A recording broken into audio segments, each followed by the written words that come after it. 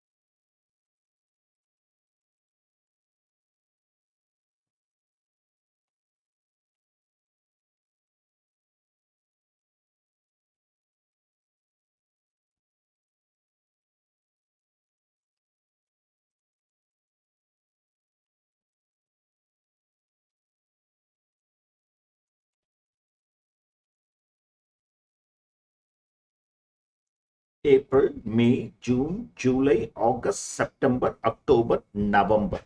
October, 7 months.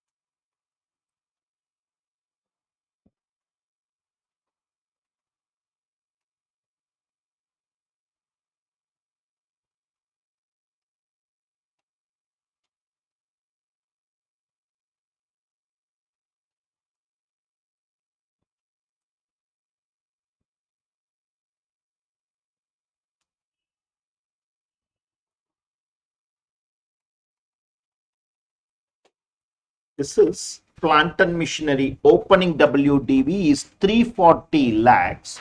I mean, plant and machinery value is 340 lakhs, including 60 lakhs purchased during the year. So, opening WDV will be 280 lakhs. Opening WDV will be 280 lakhs. Okay.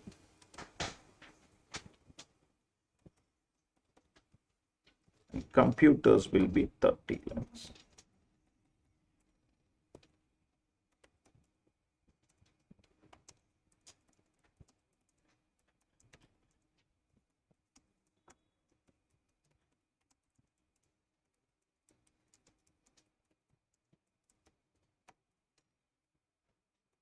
$60 lakhs is the asset value.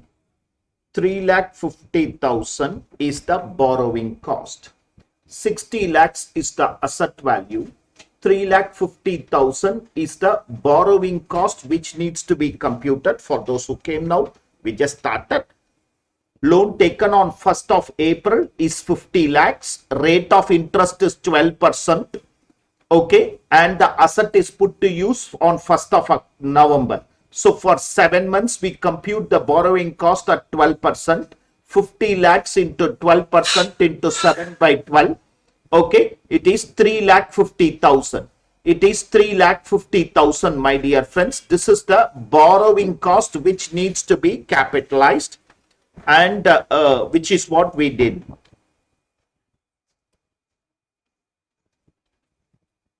Just checking any other asset adjustment, depreciation, creditors, employer's contribution, raw material. Okay. 84. Okay. EPF, nothing, no other asset adjustments. So we can compute the depreciation.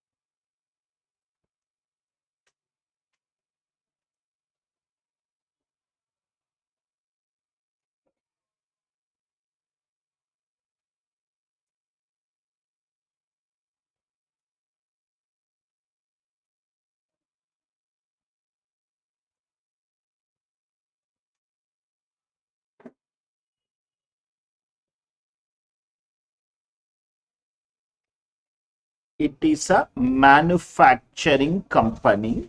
So manufacturing entity. So additional depreciation at the rate of 10%. Additional depreciation at the rate of 10%.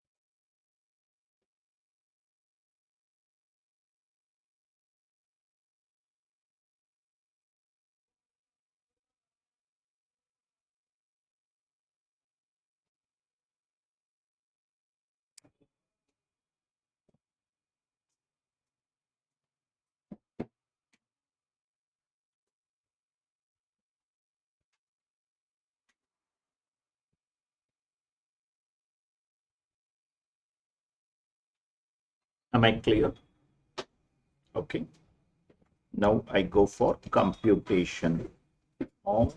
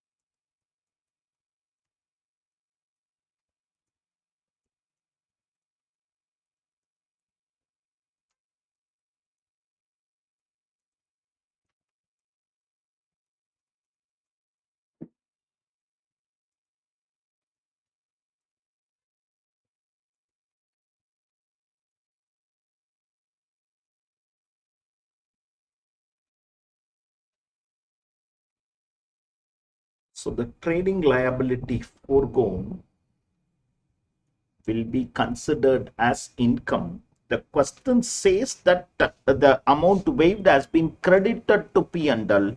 So there is no adjustment that requires to be made, just to specify that the treatment is correct and leave as it is.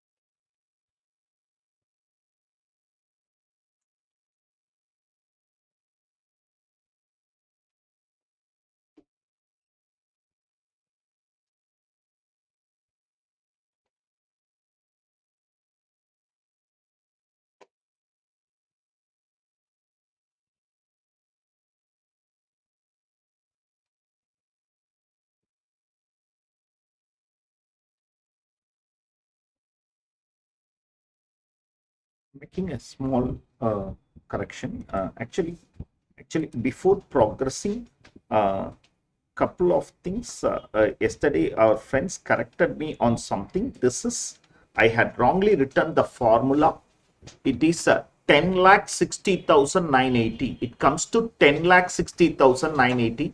I had wrongly written while typing the formula, I had wrongly put a minus, and that's why It is actually the question number 1, 10,60,980.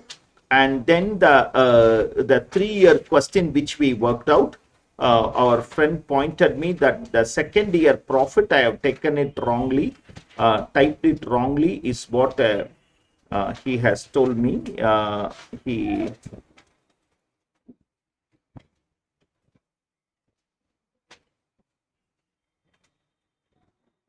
It is 2119. I have typed it as 2119. It is 2119 and I have typed it as 2190. Those are all the two mistakes which happened. And now I realize one other mistake.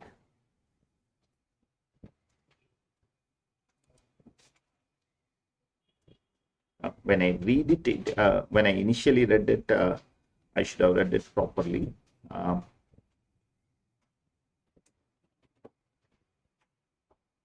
Interest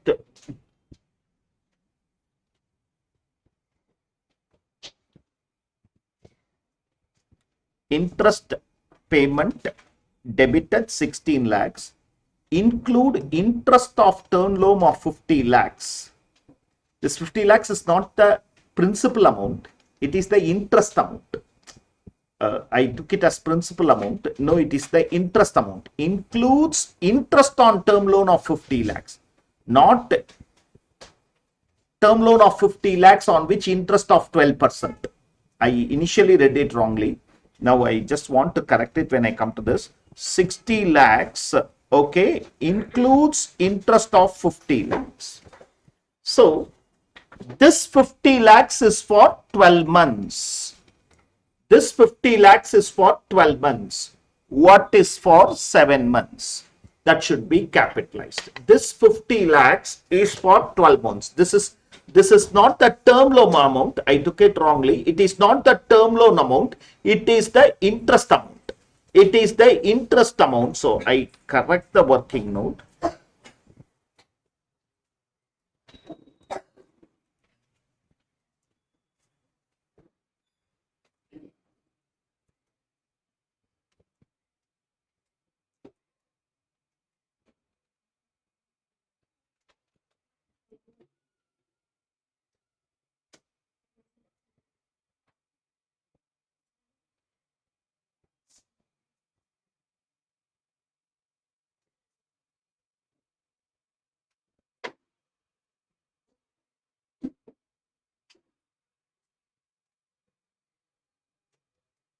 This should be capitalized somewhere around 29,16,667. That should be capitalized.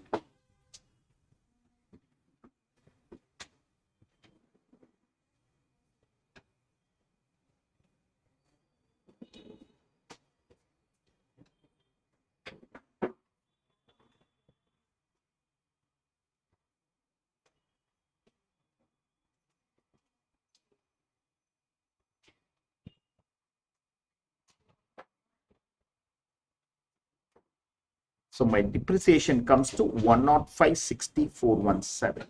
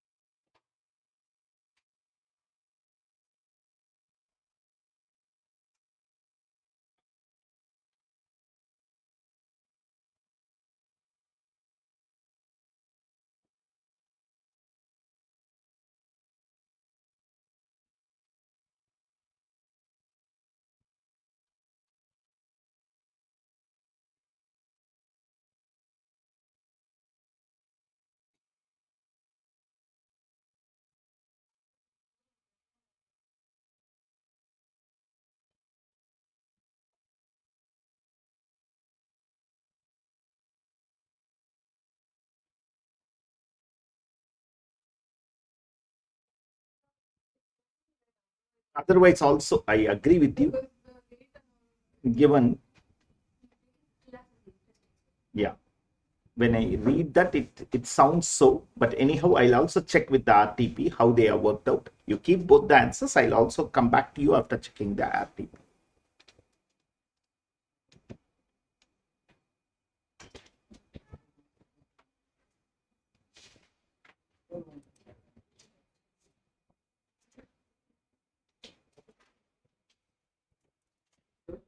Raja,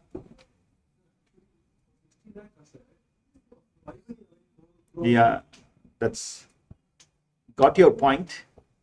I think the first one is a better explanation. The first one is a better explanation. He is right. Why will I avail so much of loan? Includes interest on term loan of 50 lakhs. That's where I got confused. I get confused whether it is the interest amount or the term loan amount. Okay. Yeah. Okay. Otherwise, answer we got is 3,50,000. Continue with that. Continue with that. No problem. Continue with that. If you continue with that, I'll also check once and come back. I'll once check and come back the RTP. Probably the wordings are little confusing to me, right?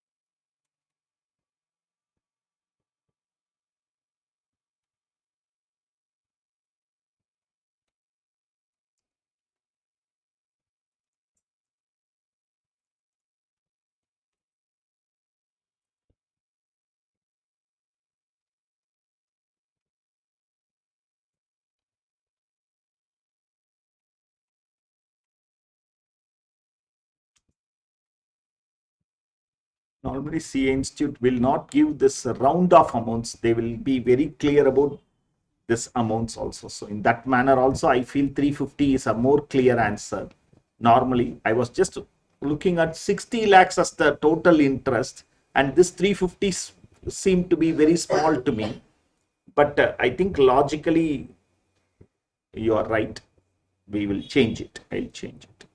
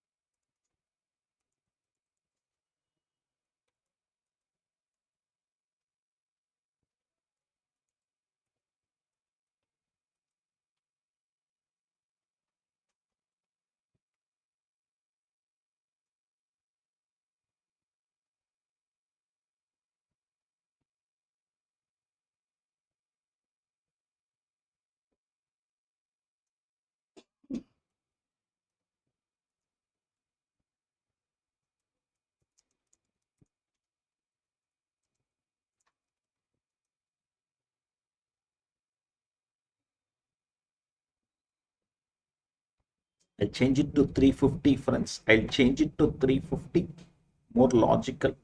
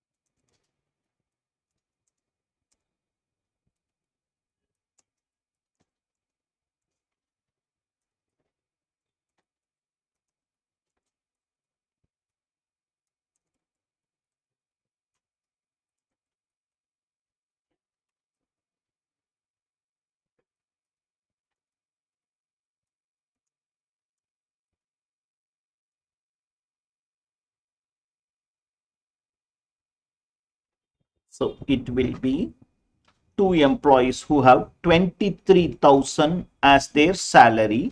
They joined on 1st June. So 10 months salary. Okay.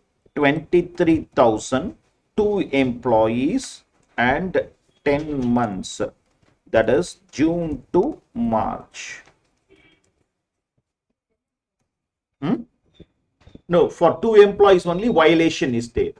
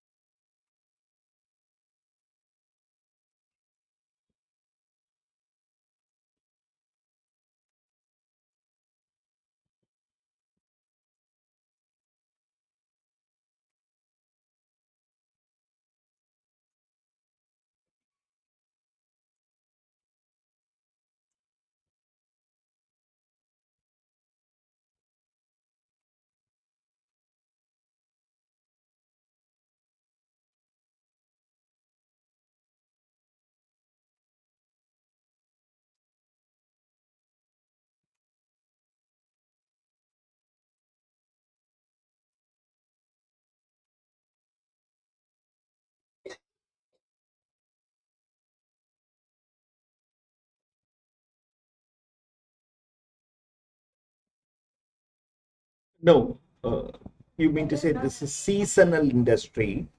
November, December, Jan, Feb, March. 150 days is coming. Leather is a seasonal industry. Leather is a seasonal industry. So,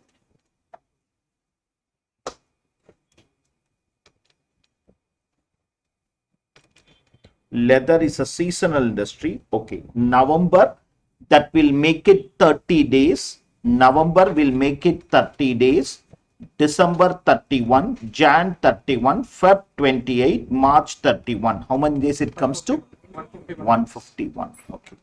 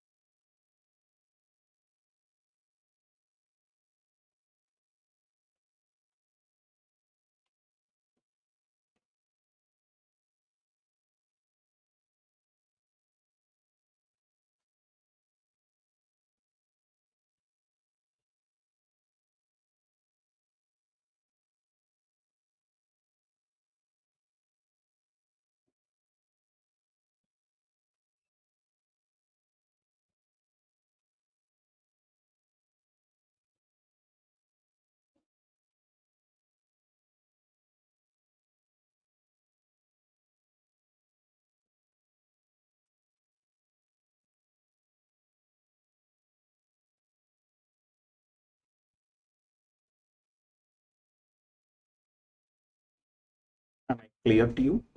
Am I clear to you? Shall I move on? Okay, friends.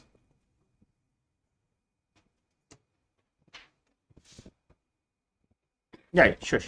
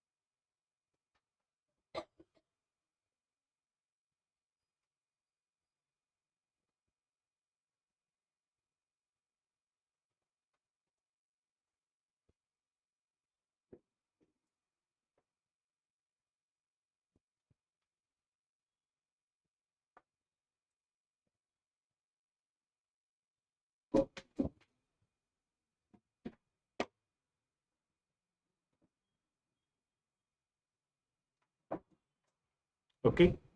Okay. Shall we move on? Yeah. Before we wind up the first part of PGBP, specify the treatment of the following expenditure: borrowing cost on inventory and asset. My dear friends, ICDS is one particular aspect which speaks about inventory also, but it should be a long-term inventory. What is a long-term inventory? That which takes 12 months of time to give it as a, to make it as a finished product.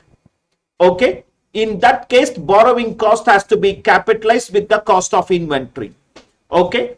All other inventories, it can be charged off. With regard to asset, as we just did the solution, okay, till the date of putting the asset into use. So quickly write down, okay, in the notebook itself, write down, okay, borrowing cost for inventory. Borrowing cost for inventory. According to ICDS 2, according to ICDS 2, if the inventory takes a period of 12 months or more, if the inventory takes a period of 12 months or more to become a finished product,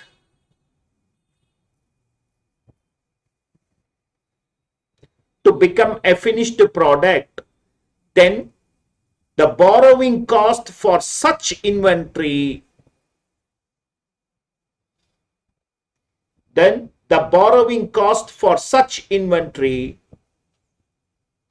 should be added to the cost.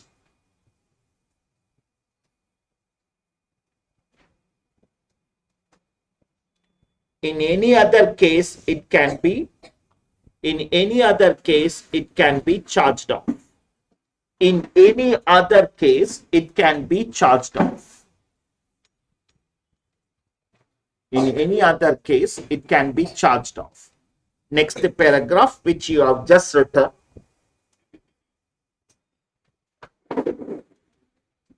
In case of asset,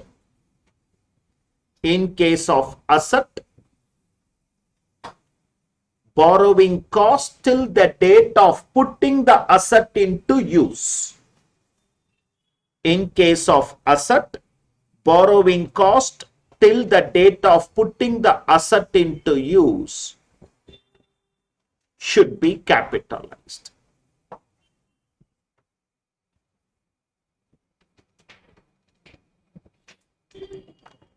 Interest on loan taken for the purpose of payment of income tax and dividend. Remember, interest on loan taken for payment of income tax takes the character of interest on income tax. Income tax is disallowed, so any interest penalty on that is disallowed. Whereas interest on loan taken for dividend is allowed as deduction. Okay, that is in the normal course of business. That doesn't take the character of dividend. Whereas okay, so first, interest on loan taken for payment of income tax. Interest on loan taken for payment of income tax takes the character of interest on income tax.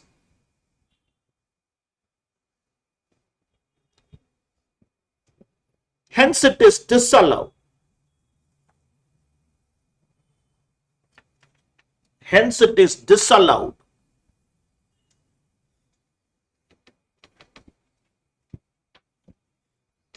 Whereas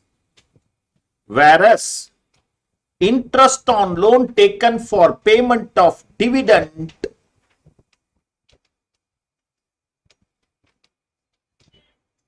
is allowed as deduction in the normal course.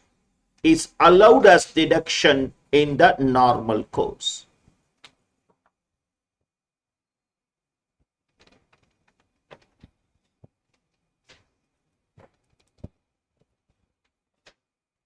My dear friends, there are two types of penalties because this is very important to understand. Violation of law.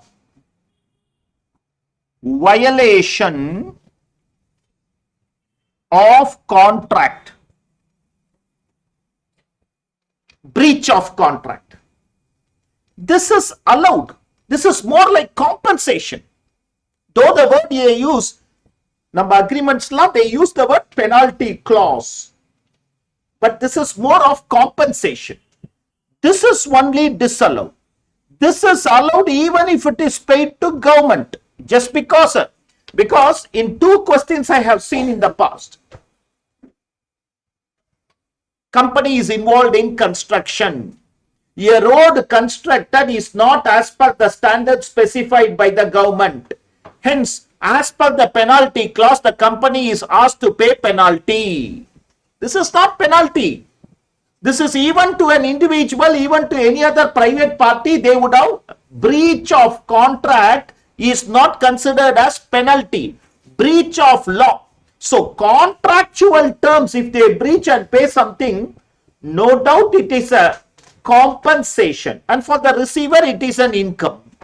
Okay, violation of law is only considered as penalty.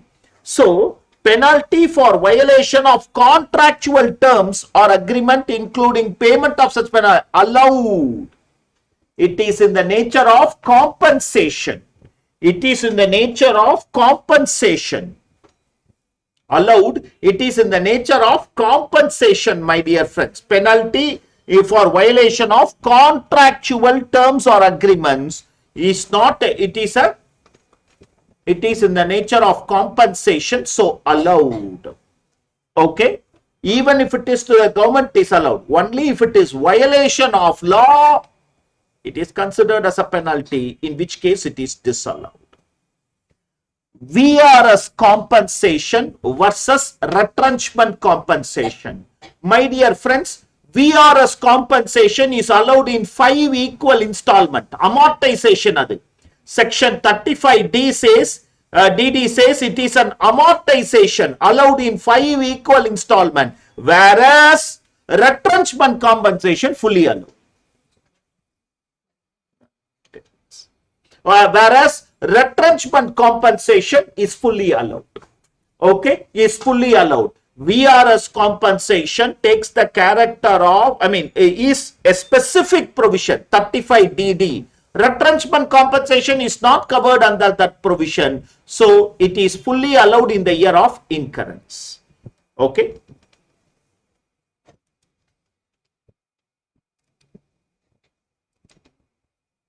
VRS compensation allowed in 5 equal installments. Retrenchment compensation allowed in the year of incurrence.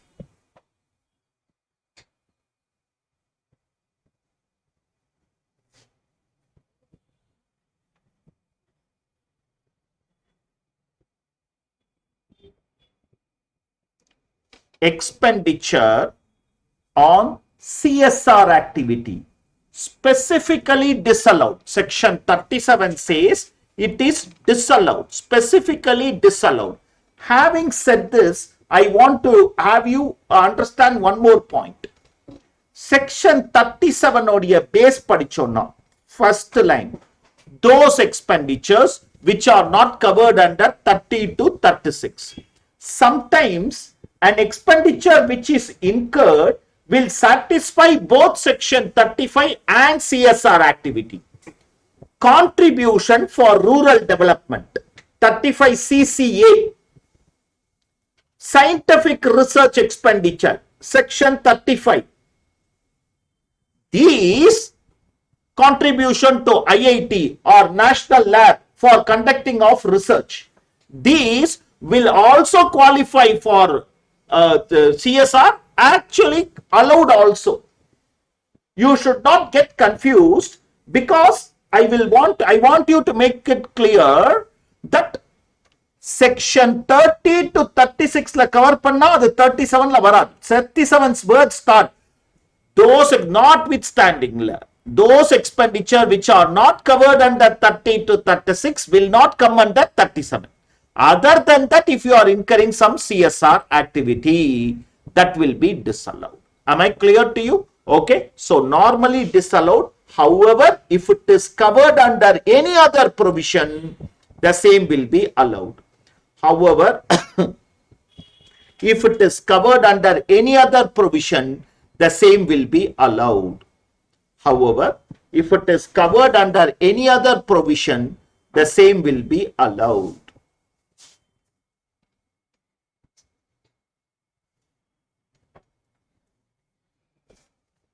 Scientific research expenditure, my dear friends, okay, same manner, okay, my dear friends, scientific research expenditure which is said in section 35 is also divided into two: in-house, okay, fully allowed, okay, except cost of land. And if this is the first year, past 3 years can be accumulated and claimed. Except cost of land, everywhere cost of land is not allowed. Yesterday itself we saw in 35 AD, cost of land not allowed. Skill development, cost of land not allowed. Okay. Contribution to external agencies. Okay. Contribution to external agencies, 100% allowed. To whom? National lab, which is government, okay, IIT, IIM, and then all approved scientific research association and institution, okay, even it can be social research or statistical research. Even it can be social research or statistical research. This includes cost of land. Except cost of land. Contribution to external agency you will not contribute for. It's a contribution for research. That's all. Am I clear to you? 100% allowed. Previously, this was a repeated question because they were 150%, 100%, 125% like that. Now that is not there. So it will be a simple, straightforward aspect. Advertisement in the publication of political parties, contribution to political parties, electoral trust, 37(2)(b) says it is specifically disallowed. We can claim 80 GGB or GGC. Company means GGB, others means 80 GGC. Even advertisement in the publication of political party will be treated as donation. Advertisement in the publication of political party will also be treated as donation.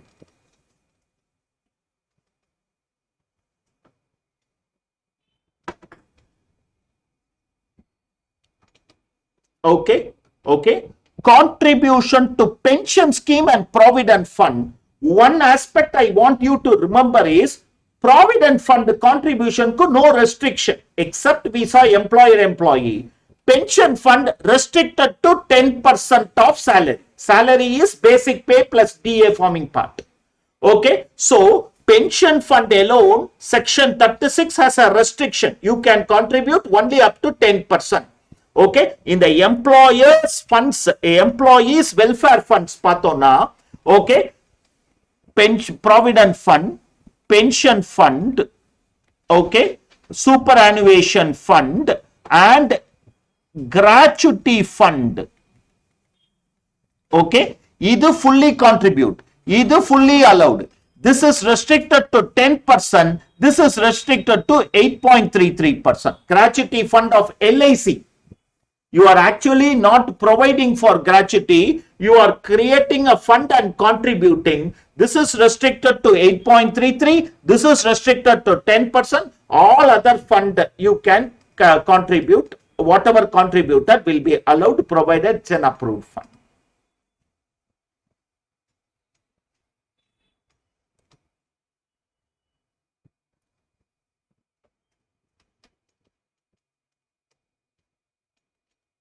This yesterday I clarified feasibility study expenditure versus expenditure on new line of activity, both getting abandoned.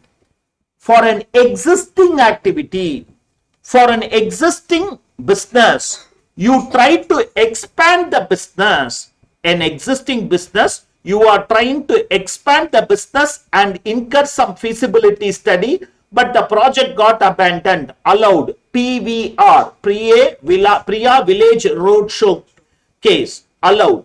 Whereas if it is a new line of activity, it will not be allowed. Only for the existing business, it will be allowed.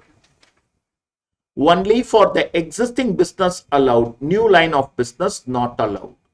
Okay, freebie, we just saw Apex case also, which is newly come up. It is not allowed as an expenditure. I am speaking this because the treatment of following expenditure. Freebie to medical practitioners, Apex Laboratories has also clarified that it will not be allowed as a deduction. It will not be allowed as a deduction. Am I clear to you? Okay, it will not be allowed as a deduction. Specify the treatment of following income and other items while preparing the statement of taxable income. Non-compete fees received by a businessman, PGBP, by a professional, capital gain. By a businessman, PGBP, by a professional, capital gain.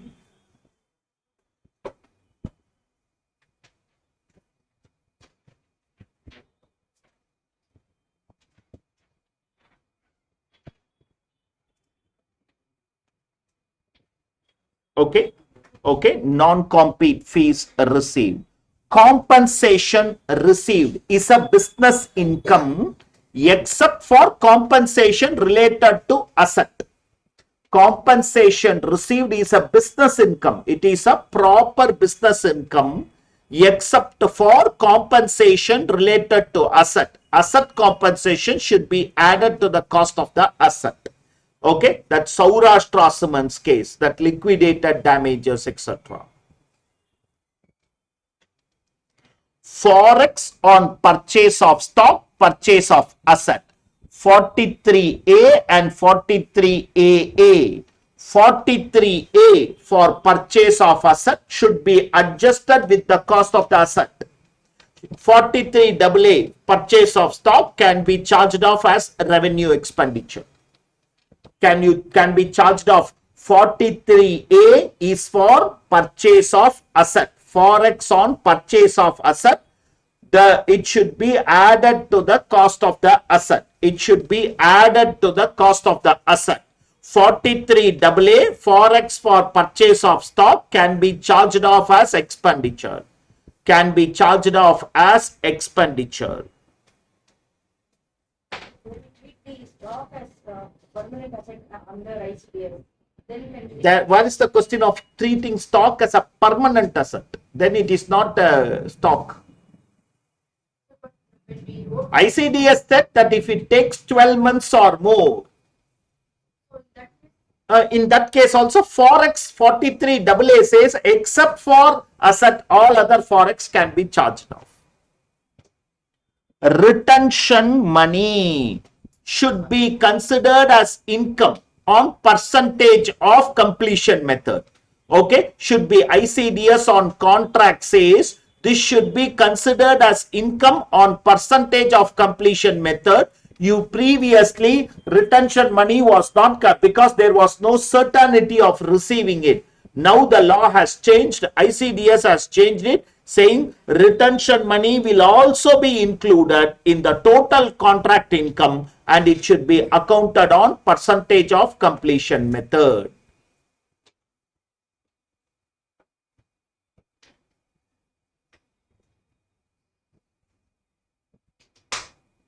Okay. Escalation clause, my dear friend, this should be accounted in the year in which there is a certainty of its receipt. Okay, escalation clause is there in the contract and the event has happened. The event has happened, so it should be accounted. It is not on the basis of receipt. Let me be very clear. It is not on the basis of receipt. Even subsidy, it is not on the basis of receipt. When you are very sure of receiving it, when the event has happened, you should account for it. ICDS on the subsidy government grant says recognition cannot go beyond the year of receipt, because in accounting standard there is a statement where you have received the subsidy but yet to fulfill the condition. You cannot recognize the subsidy. You should keep it as a liability. ICDS says recognition of subsidy as income cannot go beyond the year of receipt. So on the year of receipt, certainly you should treat it as income. But even before that, if you are sure of receiving it, in that year you should account as income. Even some uncertainties can prevail, but receipt means income. Here also escalation clause, not in the year of receipt, in the year in which the event has happened or the certainty of receiving it is obtained. Revenue recognition of contracts, percentage of completion method, percentage of completion method. However, two exceptions are there here, my dear friends. Exception number 1, where it is discrete. You are not certain. Prepaid. Okay. Discrete. Okay. Time basis. And if the contract term is less than 90 days, on completion only. 3 things I am telling you. Normally, percentage of completion method. That's service contract. 2 exceptions are there where the contract is discrete, where the services are performed on a discrete basis, time basis is the method of recognizing income, where the total contract period itself is 90 days, less than 90 days. On completion, it is enough if you recognize the income. On completion, it is enough if you recognize the income.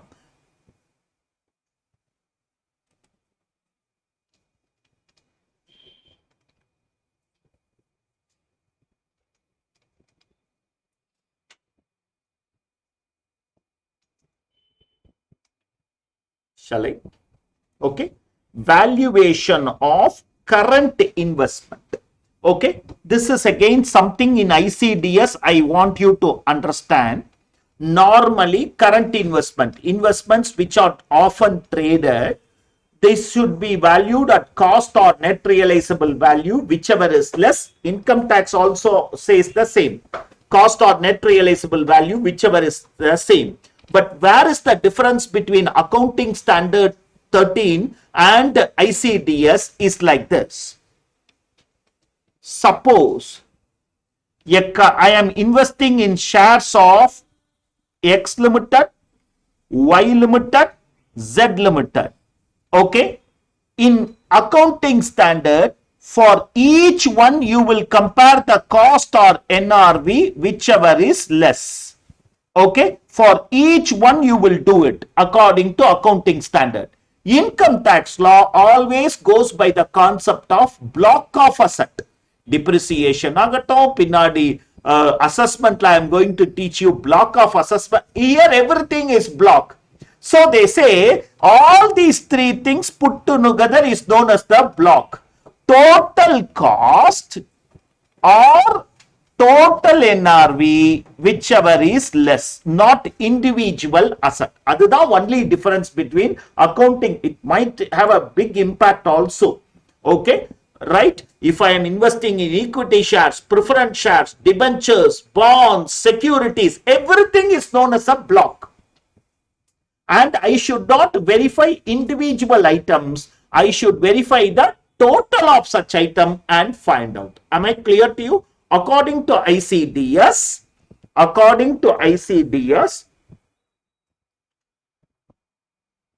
cost or NRV, whichever is less for the block of investment, should be compared. Cost or NRV, whichever is less for the block of investment, should be compared.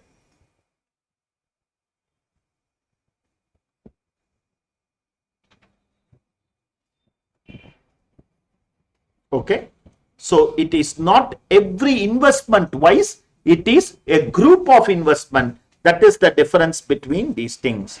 This is a perquisite in the hands of the receiver and it is taxable as business income. It is a business or professional income. This is a perquisite in the hands of the receiver and taxable as business or professional income.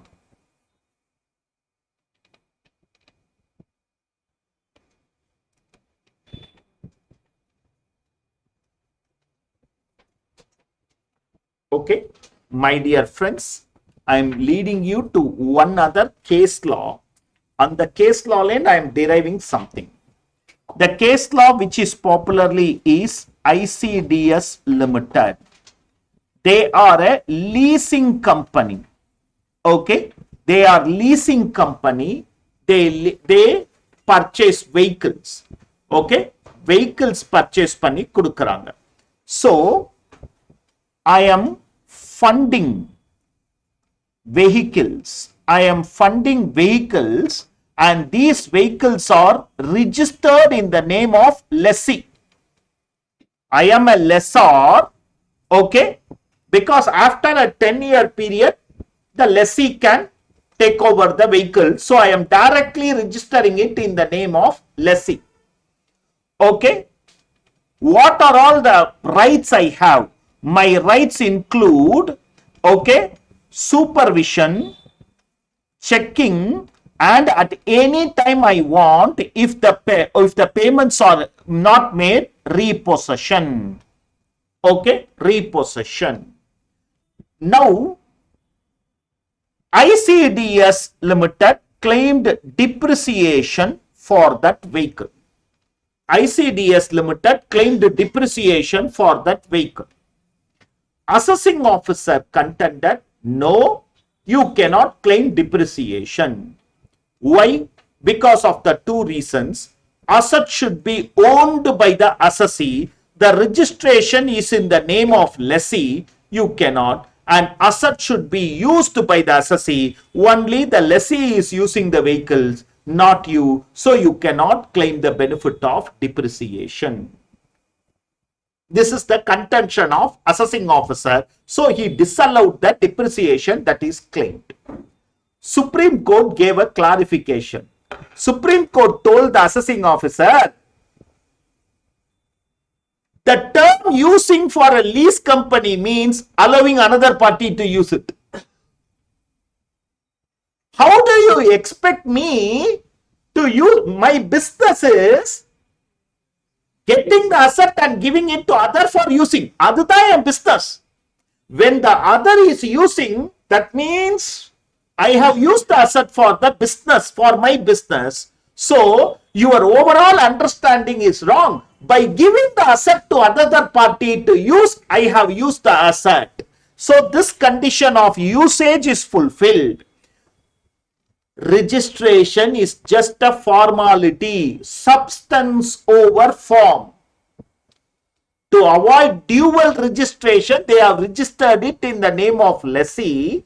But if you look at the condition, whenever I can supervise, whenever I can check the asset, see whether it is in running condition, and I have the right of repossession, all these things makes the lessor as the owner of the asset, lessee as only the beneficiary for the. So depreciation can be claimed by the lessor.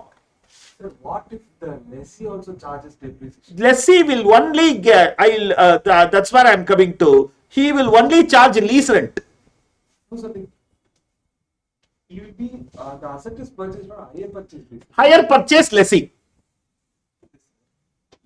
Okay, this is not higher purchase. This is lease agreement. Lease rent is paid. Higher purchase principal தான் pay பண்றேன். Rent pay பண்ணல. In that case you are right. Higher purchase ko lessee ko அதான் வித்தியாசம். Okay, I don't know about operating lease, finance lease, etc. I think this falls under finance lease or something like that, which I don't know, which I am sure you also don't know. அப்படியே எழுதிட்டு வந்துடலாம். Okay, so my dear friends, the dual conditions are satisfied. One, I have used the asset by giving it to the other party to you make him use it.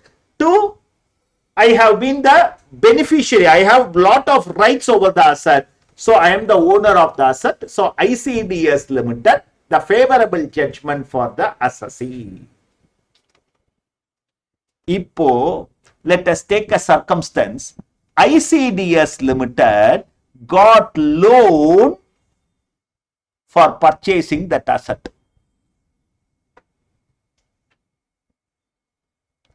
This loan they have not used. They have given it to the lessee. The lessee has used it for purchase of asset. Asset is still in the books of lessor. Lessee is still paying. Finance arranged by the lessor for the lessee, routed through the lessor's book. The assessing officer contended that the borrowing cost should be added to the cost of the asset and you cannot claim it as a deduction. Okay, though this case law is not directly in PGBP, I will teach you this case law twice. Once here, another in assessment procedure. This is an ITAT case law. Okay, but it is clarified like this. Wipro Finance. Loss incurred in foreign currency fluctuation at the time of repayment of loan taken for acquisition of plant and machinery on lease or hire by an Indian enterprise with whom the assessee company has a lease or hire purchase. Should it be treated as revenue expenditure? Yes, the Supreme Court has said yes.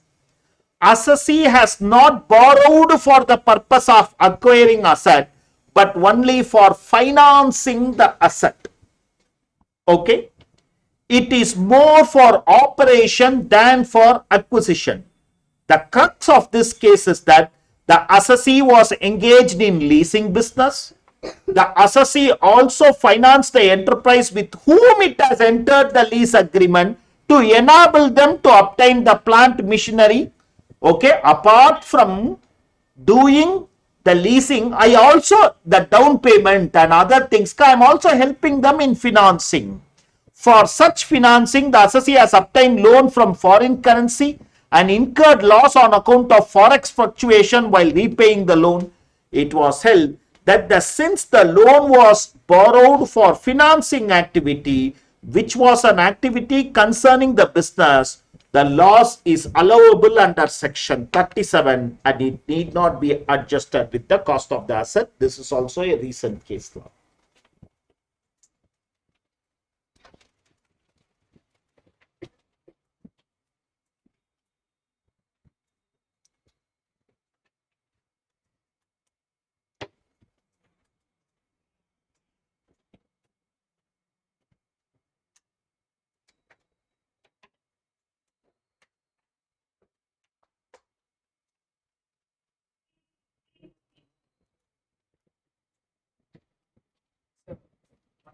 Yeah. Generally, forex gain or loss is added. Added to the cost of the asset. Here it is generally, yes, 43A, it should be added to the cost of the asset.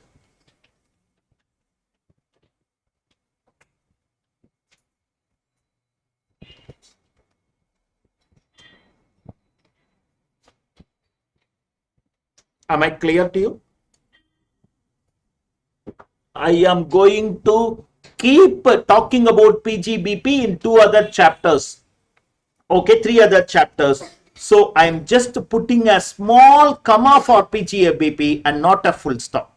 We will revise the provision. Almost all case laws are revised. This is more than sufficient for you to go and take up the examination. With that, I am going to capital gains. I don't know which one it is.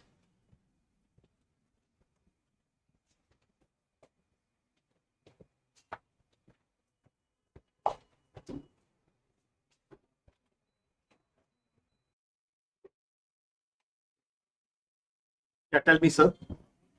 You have a doubt?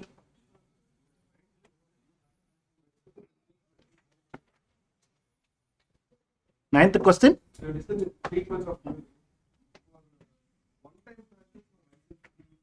Oh, okay. Sorry, I missed out one thing, I believe. One-time franchisee or license fees is a capital expenditure, intangible asset. Only depreciation can be claimed. This adjustment has come twice in our paper. 20 lakhs, the amount both the time adeda. Okay, right? It is a capital expenditure, only depreciation. Yes, sir.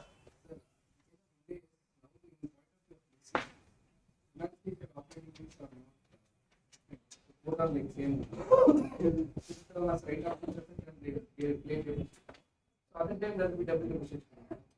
Any case. Sir, in income tax law, we'll add back the depreciation, no? Books la dhaan neenga solreenga. Income tax law, your statement of income, books depreciation, you will add back and do income tax act depreciation. At that time, you will not consider it as an asset itself. Forex எடுத்துக்கலாமே sir. Why Forex is allowed as a revenue expenditure as per books of account, as per accounting standard. But whereas Forex fluctuation on asset should be capitalized with the cost of the asset. So we'll add back, recompute the depreciation. So that is the way. இந்தியாஸ்லாம் கேட்டிங்கன்னா இதுக்கு மேலே எனக்கு ஒன்றும் தெரியாது sir.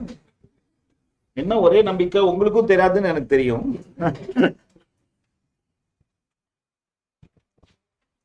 Okay. Before going into capital gains, all of our ஏதோ உலகமே இது ஆன மாதிரி ஏதோ பேசுறாங்க. அதை பத்தி ஒரு சின்ன brief note plus whatever. Okay. What is this 1010D, the fourth provision, all these things. Before that, let me very clearly tell you, high net worth clients are now taxed at for whatever income they are earning. Okay.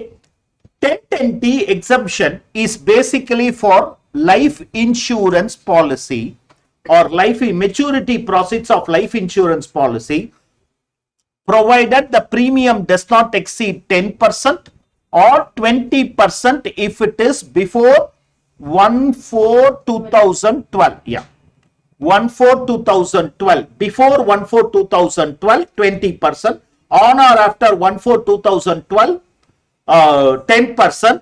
Of course, there is a 15% where the person insured is physically disabled. In that case, 15%. This is also for UTI. ULIP. Okay. ULIP policies also will be covered in the same criteria. Now they have said in the budget.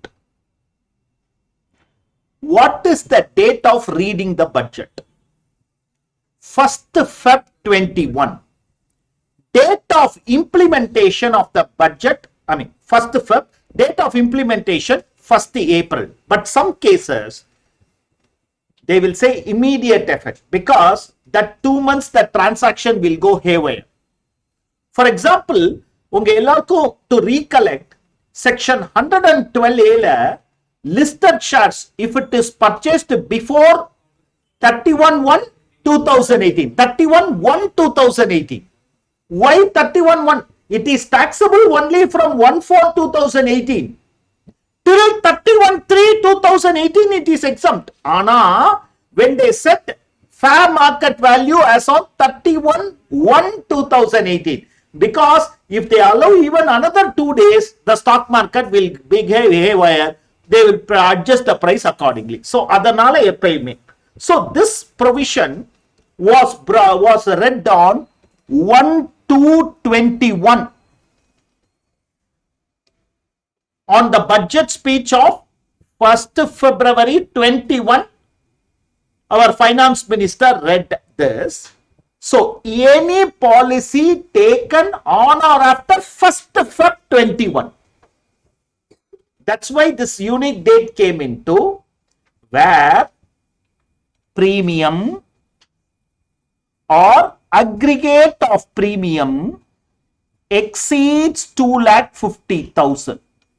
Exceeds 2,50,000, it becomes, the maturity profits becomes taxable. The maturity profits becomes taxable. Once more, from the top I am repeating. 10% அந்த condition இப்பயே இருக்கு. If the premium paid exceeds 10% of the policy value, let us talk about 1/4/2012 onwards, 10 years I tell you. So, if it exceeds 10% of the policy value, definitely taxable. Premium does not exceed 10% of the policy value. Can I deposit any amount? Now, the high net worth people, they want to tax. So, they have said, any policy on which premium exceeds 2,50,000 or aggregate of policy on which premium exceeds 2,50,000 is taxable. Aggregate premium exceeding 2,50,000 taxable. This is with the law. Okay, this is what the finance minister read out, and for which CBDT gave a circular. Nowadays, CBDT gives circular in a very detailed manner, giving examples in the circular. Okay, I don't want to take that example and tell that this is my own example. CBDT circular da. Okay, let me be very honest to you that CBDT has given. This is applicable from which date? 1/2/21. Any policy taken up to 31/1/21, the premium is exempt. The maturity profits are exempt, provided they does not exceed 10%. Okay, that 10% is already existing condition. This you should remember. Always the 10, 20, 15 evlo exceed analum, maturity at the time of death is never taxable. At the time of death of an assessee, because of death of assessee, it is not taxable. Maturity only after the term is over is taxable. Now, this is our institute statutory update material, which has given the CBDT circular. Read it once. It is very clear. I am also clarifying. Section 1010D provides for exemption of sum received under life insurance policy, including bonus of such part, to the condition that annual premium does not exceed 10%. So, it is normally exempt. In order to deter the practice of high net worth individual from claiming this, okay, I don't want that is brought around for lower income segment. High net worth individuals has to pay. So for them, okay, additional condition has been stipulated on or after 1/2/21. This is for on or after 21. My dear friends, this is a statutory update. I have not pasted it in the material. Directly it is available to you in the institute. So we will understand it one time and it is over.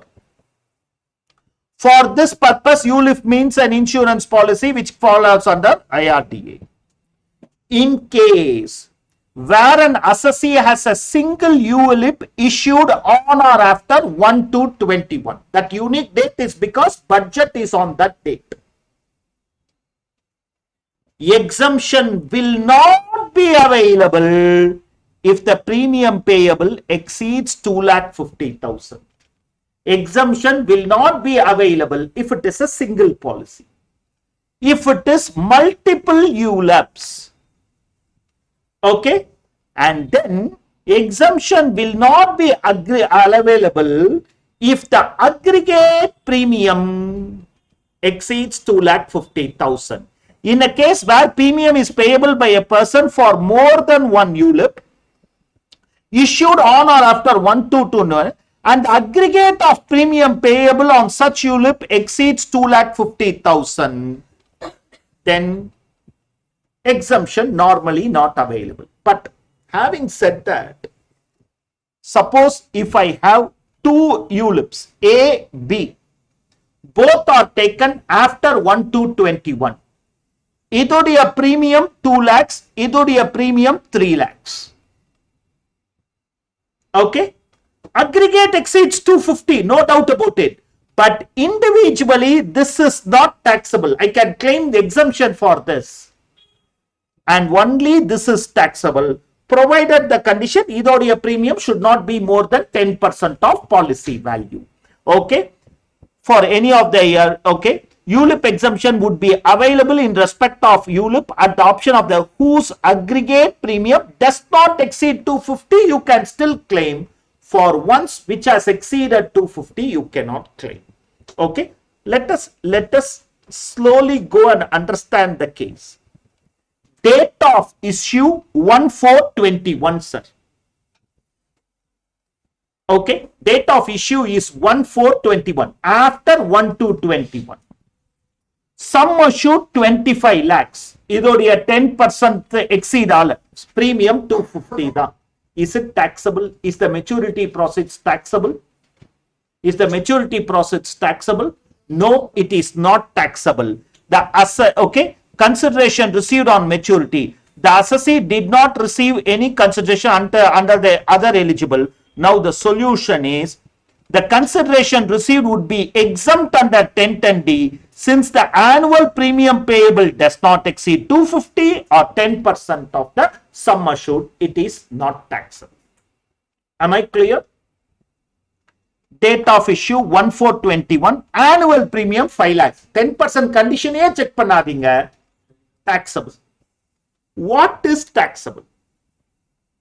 That is what is said in section 45.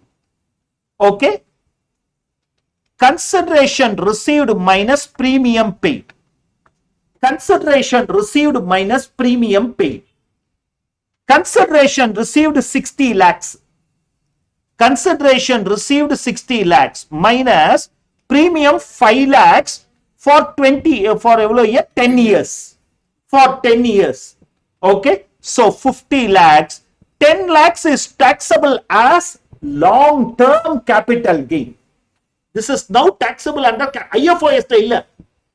Premium 10% exceed ஆச்சுனா LIC ல it is taxable under IFOS. It is taxable under IFOS 194 DA. அதுல வந்து we have to reduce tax on the bonus component, on the difference component at 5%. We will reduce. Here the law has been amended at 3 different places. Section 214 capital asset define பண்ணிட்டாங்க, which says unit trust of India ல இருந்து எதா வந்து ULIP ல இருந்து எதா வந்துனா that is taxable under capital gain. 1010D amended. Third amendment is this is taxable under section 112A. So benefit of indexation கிடையாது. First 1 lakh nil, balance is taxable at 10%. 3 amendments. Okay, 3 amendments. Of course, in the வருஷம் இது income question வர முடியாது because policy taken after 1/2/21, maturity before 31/3/22, அது பாலிசியே இல்லை, உங்களோட பாலிசியே தப்பு அது. Okay, right?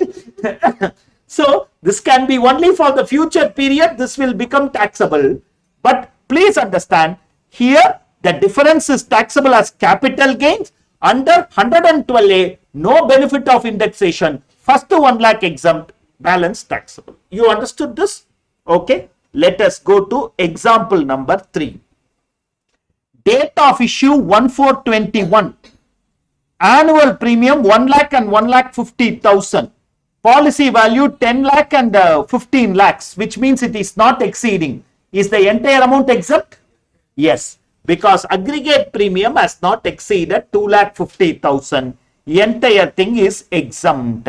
In this case, the aggregate of annual premium of A and B does not exceed 2,50,000. So, and also not exceed 10%. So, in the year of maturity, this will not be taxable. This will be exempt. This will be exempt. Are you clear? Are you clear? Right? Example number 4. Policy A, B, C. இதோடைய total எல்லாமே 10%ல தான் இருக்கு. Okay? இதோடைய total 250 plus 3, 550. This is certainly taxable. You all agree with me? Because the premium is 3 lakhs. These two are exempt. Because other than that, the aggregate does not exceed 2,50,000. Okay? In this case, the aggregate of A, B, C exceeds 2,50,000. However, the consideration received for A and B would be exempt since the aggregate annual premium for these two policies does not exceed 250 or 10%. Whereas ULIP C, it will become taxable. It will become taxable. Am I clear? Is this clear to you? Okay. Respectively, Each one illa aggregate A and B. ஒன்னுத்துல மாத்திரம் 250 அத மாத்திரம் exam பண்ணிடு மிச்சம் எல்லாத்தையும் tax பண்ணு. Okay. Now, example number 5. All these are part of circular. They have very clearly issued the circular. ULIP X issued on 1/4/20. கண்டிப்பா 1010D exempt. அது வந்து அமௌண்டே பார்க்க வேண்டாம். You need not see it. The provision is applicable for all maturity after 1/4/21 lakh. For all policies taken on or after 1/4/21. So the policy is taken on 1/4/20. Leave that. Now come to A, B, C.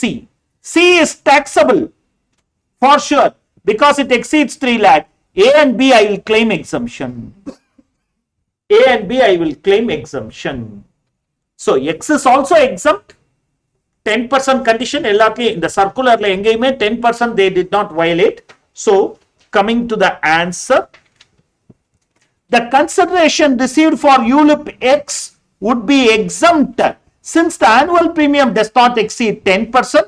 Moreover, the policy has been issued before 1/4/21. So the conditionality of 250 இங்க 250 இல்லாம இங்க 5 lakhs இருந்தாலும் it will be exempt provided it is within 10%. Okay. So don't worry for any policy issued before 1/4/21. Next, the aggregate annual premium of ULIP A, B, C exceeds 250.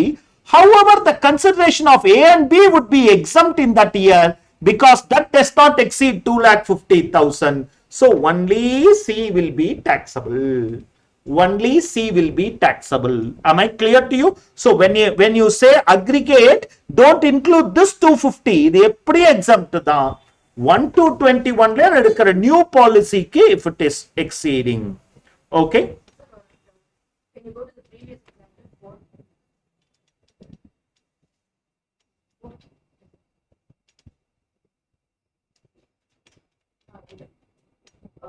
Total annual premium is 5,50,000. ஆமா. Since for C it is exceeding 2,50,000, we are taxing it. If it had been 2,40,000, still it would have exceeded aggregator 250, it would have exceeded. But still we won't tax C. C வந்து it will be 2,40,000. Okay, got your doubt. Let's wait. I got your doubt. Her doubt is there are 3 policies. Aggregate exceeds 250 for all 3. put together, but individually nothing is exceeding 250. I can only claim for 250. Angada, I call it as tax planning. I should prudent enough to understand which policy gives me better income, that you will claim exemption. Others are taxable. I am coming to those things. Okay. Example 6. 2,50,000. Okay. No problem. Okay. The consideration of X would be exempt and the annual premium does not exceed. The consideration of VA will also be exempt because 250. Okay. 2 lakh and 1 lakh. This is the example she is asking. Okay. 2 lakh and 1 lakh. Now, claim aggregate is exceeding 250. Aggregate is exceeding 250. Individually, they are. Claim that is prudent basis, which I will claim this as exempt and this as taxable. Okay. The consideration of X and Y, X would be exempt since the annual premium does not exceed 250 and also 10%. The consideration received under A will not be exempt. Individually, when 1 lakh are claim, but aggregate has exceeded. Okay. This is what is your doubt, I believe. Okay. Shouldn't we, it's not required as per circular that we should exempt the first one and No. அதான் வரேன் எல்லாத்துக்கும் உன்னோட எல்லா கேள்வியும் circular சிபிடிடில நீ இருந்திருக்கணும். Okay, அந்த அளவுக்கு அவங்களே சொல்லிட்டாங்க. Now there are 4 policies. Suppose everything taken on 1/4/21. There are 4 policies. 1 lakh, 1 lakh, 150, 3 lakh. In the 3 lakhs taxable, sir. இதுல ஒன்னும் சந்தேகமே இல்லை. இந்த மூணுத்துல up to 250 I can claim exempt. Either I will claim X and B, or I will claim A and B, or I want to claim only up to 2 lakhs, X and A claim பண்ணீங்க. Nobody prudently will do that. Nobody will prudently do that, but when you are writing the answer, you should write that also. Okay? Look at the way they have written the answer. The consideration under ULUP X would be exempt since the annual premium does not exceed 250 and also does not exceed. In the case of ABC, okay, exceeds 250. However, the consideration received for A or B can be claimed as exempt under 1010D. If the consideration received under A claimed to be exempt as aggregate of annual premium of X and A does not exceed 250 for A, the consideration received from B will be taxable, would not be exempt, will be taxable, or vice versa. இங்கதான் நம்மளுடைய ஆப்ஷனை use பண்றோம். நாம என்ன பண்ணுவோம், இதுதான் என்னுடைய maturity value. 1 lakh is my premium. How many years I have paid the premium? Maturity value or minus premium of X, A, B. இது மூணு தான் பண்ணணும். See, anyhow taxable. Okay, whichever two is higher, I will always find it, claim it as exempt, and the other I will provide it for taxation. Am I clear to you? Am I clear to you? Okay. Example 10. Sir. Sir, sorry, sir.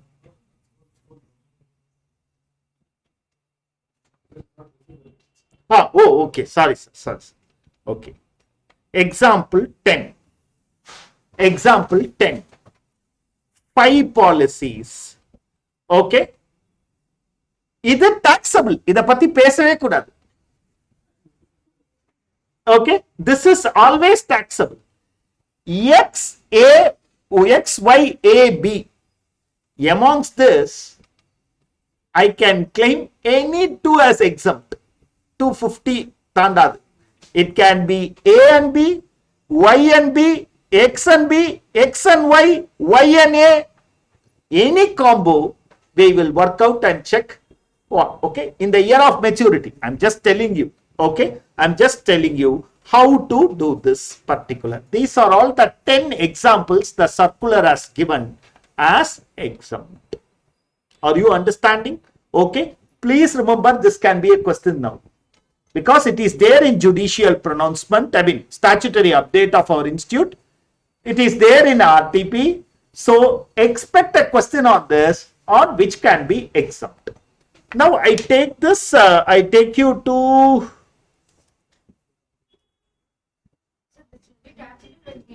when we receive the amount.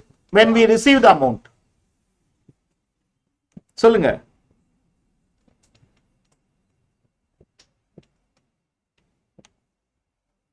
சொல்லுங்க Ananya.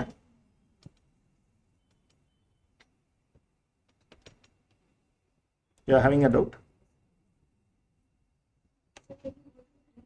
Yeah, 1 minute, friend. I will.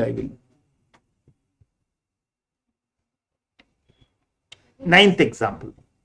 Ninth.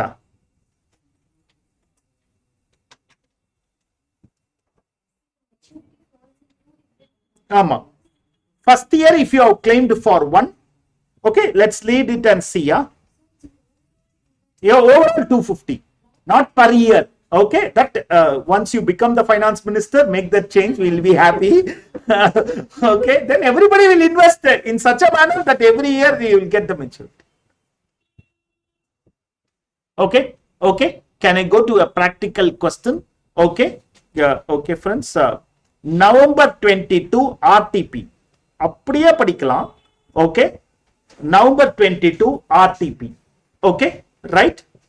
Mr. Manoj is a resident Indian who has the following life insurance policy, some of which are ULIPs.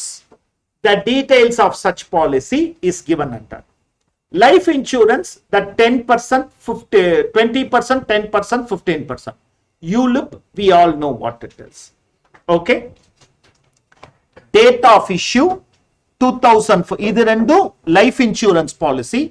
CDEF or ULIPs. 1 to 21, 121, 1321, 1421. Okay, yeah, it's not visible, Raja.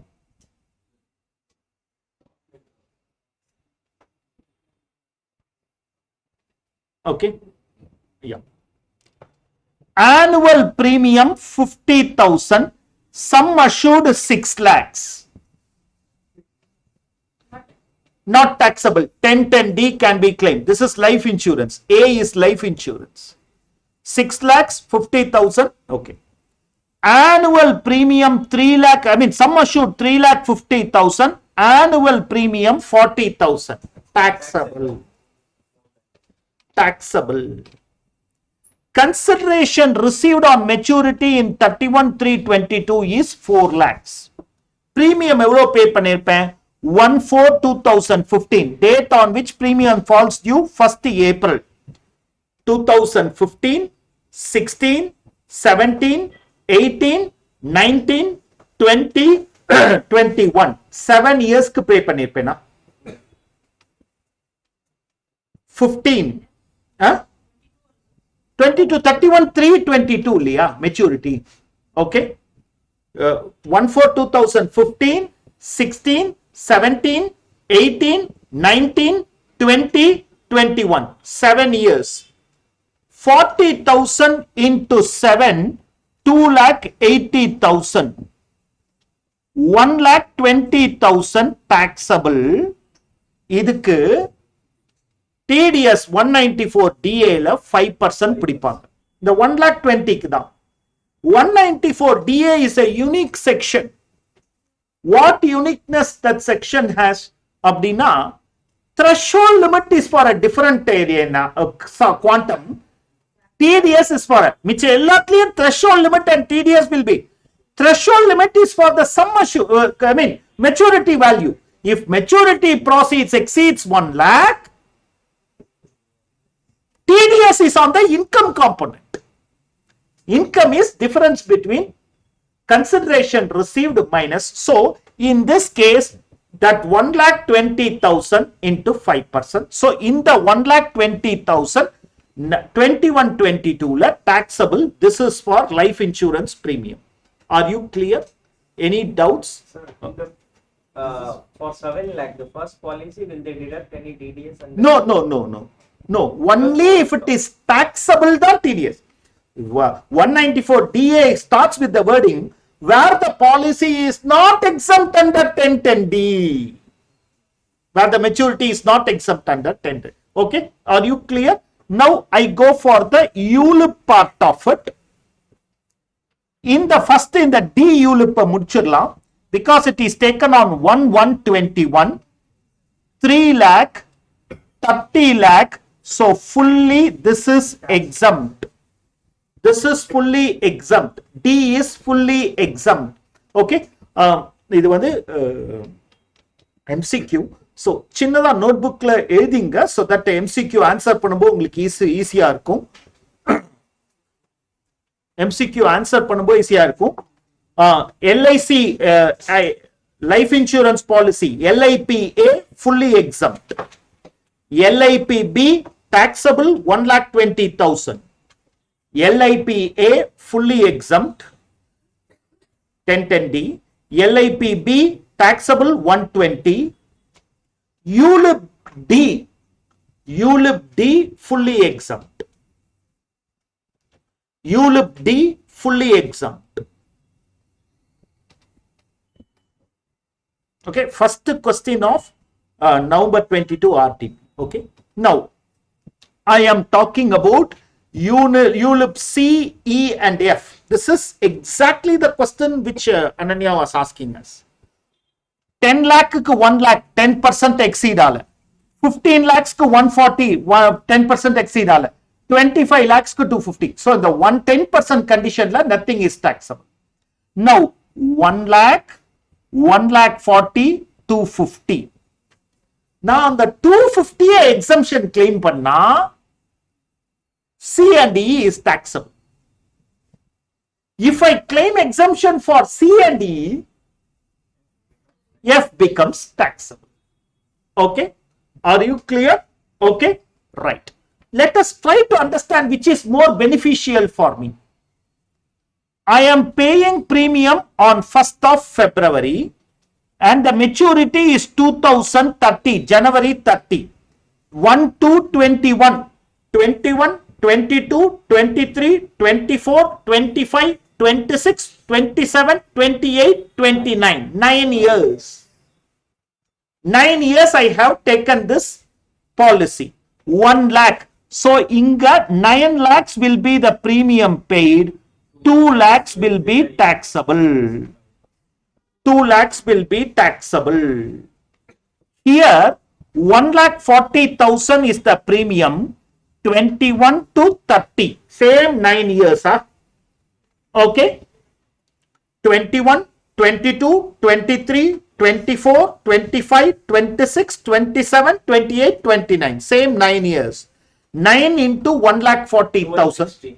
12,60,000. So remaining 4,40,000. 440 becomes taxable. In the last case, 21 to 9 years, 2,50,000 into 9, 22,50,000. So 550. Suppose now 550 exemption claim pantena, I will pay tax for 6,40,000. Ana எனக்கு எது beneficial na, I should claim C and D, pay tax for F. So in our notebook write and keep taxable quantum of C 2 lakhs,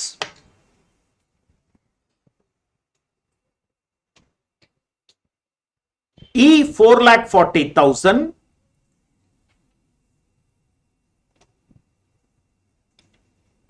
F 5,50,000.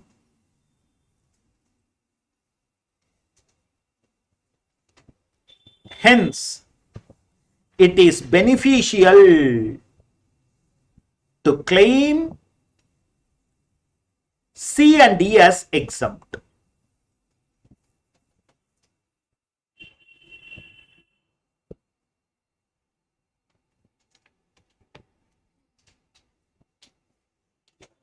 During the previous year, Manoj earned the dividend income of 12 lakhs from shares of Indian company, LTCG of 5 lakhs on share of sale of land.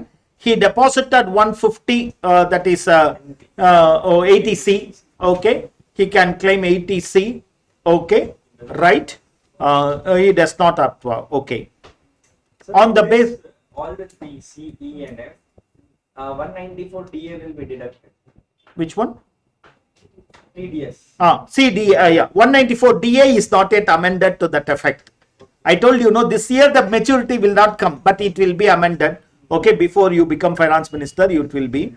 On the basis of the facts given above, choose the most appropriate answer. Which are all the life insurance policies, excluding ULIP, in respect of which Mr. Manoj would be eligible for exemption under 1010D in respect of the maturity proceeds? And what is the quantum of deduction under 80C in respect of the premium paid on such policies? Assume that Mr. Manoj does not have any ULIP, only for this answer. So, which life policy is exempt? A. Okay. Which life policy is exempt? Only A is exempt. And the premium வந்து 50,000 plus 35,000. 85,000 will qualify under 80C. For the year financial year 21-22, 85,000 will qualify. So, here the answer will be D. Here the answer A is exempt. Rendu question irukku. Okay. Okay, which will be eligible for exemption under 1010D? What is the quantum you can claim under 80C? 80C, okay, right. What are all the ULIPs in respect of which Mr. Manoj would be eligible for exemption under 1010D in respect of maturity process? Choose the option most beneficial to Manoj. C and C, D and E. D வந்து qualify ஆகலன்னு நினைக்கிறேன். Okay, so C, D and E. C, D and E are the most beneficial. Considering the option chosen in MCQ2, that is C, D, E, what would be the capital gains computed in the hands of Manoj for assessment year 30-31? Assume that for the purpose of no consideration was received prior to the maturity date. Okay, what is the consideration? What is 5 or 550? 5 lakh 50,000. 5 lakh 50,000. 5 lakh 50,000. Okay, let us work out the assessment of individual tax liability later. What will be the total tax deducted for 194 DA? Now, உங்கள்ட்ட சொன்னேன் எந்த policy taxable னு. B. What is the quantum? 1,20,000 into 5%, 6,000. Okay, the tax component assessment of individuals la நான் work பண்றேன். Okay, இந்த question வரதுக்கு நிறைய possibilities இருக்கு. But hopefully it doesn't come for 30-31 DA. No, it will not come in that. Okay. Okay. I will meet you as a chart accountant எழுதிட்டு வந்துரு. Okay. So this is what is the practical understanding of this 1010D and ULIP. Okay. I was under two beliefs. Okay. One, to write theory, I don't want to make you afraid. It is a very simple provision only. I don't know why people are speaking about it for 3 hours. ஒரு big ஃபோரோட ஒரு person வந்து இதுல கொடுத்திருந்தார், ஒரு YouTube வீடியோவே இருக்கு. Okay, 3 hours he spoke about this. I got ஐயோ ஏதோ பெரிய ப்ரொவிஷன் போல இருக்கு, நாம ஏதோ ரொம்ப சின்னதுன்னு. But then I read the CBDTs. I thought I can make you understand reading the circular. And this question in RTP is a very nice question which can make you understand this. So with that, I am very sure you understood 1010D. If at all you need a theory, I can send it to you later. Okay, but our requirement as of now is to remember this till November 10th or 12th. That is fulfilled. Okay, after that நான் practice பண்ண போறேன் அப்படின்னா என்ன office ரூம்ல வந்து பாருங்க. Okay. Okay, now going back to our material.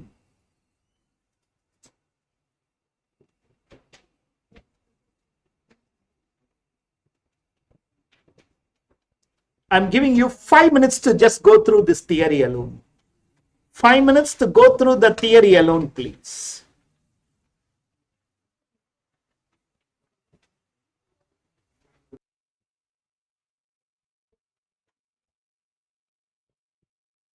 So starting the class with the solutions for questions. Before starting itself, I will like to again tell you the most probable question is still on slum sales and 45.4. Okay, a detailed analysis is there in our amendment lectures. I request you to have a look at it. Still in capital gains, the most probable question is slums. Last time they have asked the slum sales in the MCQ. Okay, but still I feel the probable question is that or partnership firm, dissolution of a firm or reconstitution of firm. Still we will try to understand the chapter in a condensed manner. Question number 1, I am there in page number 21. Krishna inherited his grandfather's land in May 2015. Whenever there is inheritance or gift, we have to work out both as per Manjula J. Shah and as per law. As per law, we need to take the denominator as year in which I got it as gift or inherited. As per Manjula J. Shah, the previous owner's indexation is very much available. His grandfather has purchased it before 1/4/2001. FMB has on 1/4/2001, whereas stamp value is only 38 lakhs. I should take 38 lakhs only. Krishna sold this land for previous year for 280. Stamp value at the time of sales was 320. Compute CG under the following circumstance. Case A. Using the proceeds, Krishna invested in 2 apartments of 80 lakhs. Okay, section 54. 54F. Section 54F. What is sold is land, what is purchased is house property. Says you can claim only for 1. You can claim only for 1. You cannot claim for 2. Section 54 allows you to, provided the gross LTCG does not exceed 2 crores. Where it exceeds 2 crore, only 1. If it is 2 adjacent flats and in between partition is removed, will your answer change? Yes. It will be considered as one property only. It will be considered as one property only.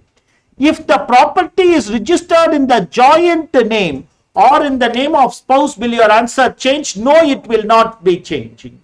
Okay. The intention is investment.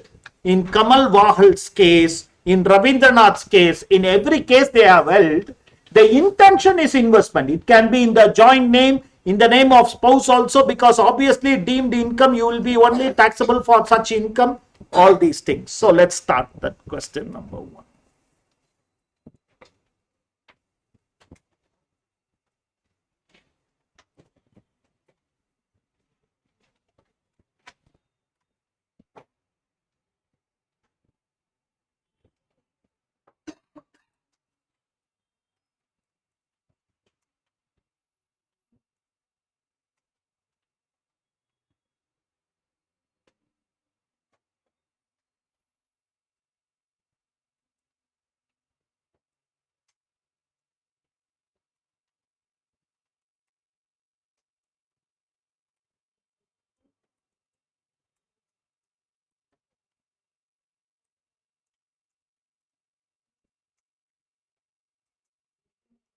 Well, in the classroom, I am working so.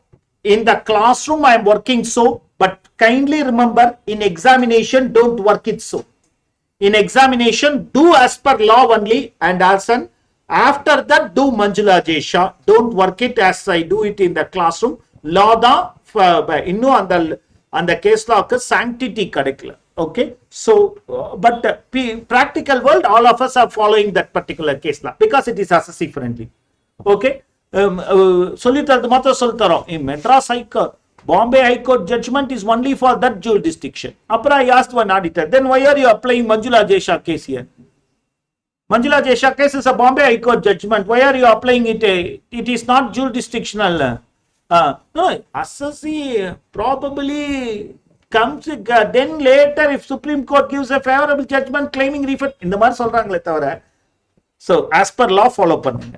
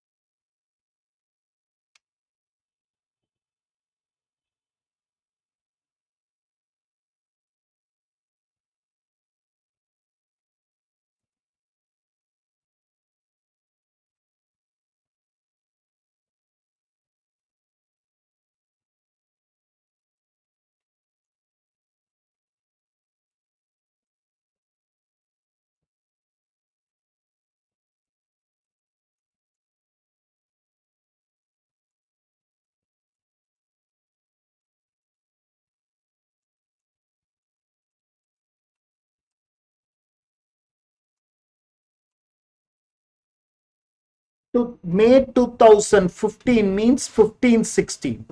May 2015 means 1516 254.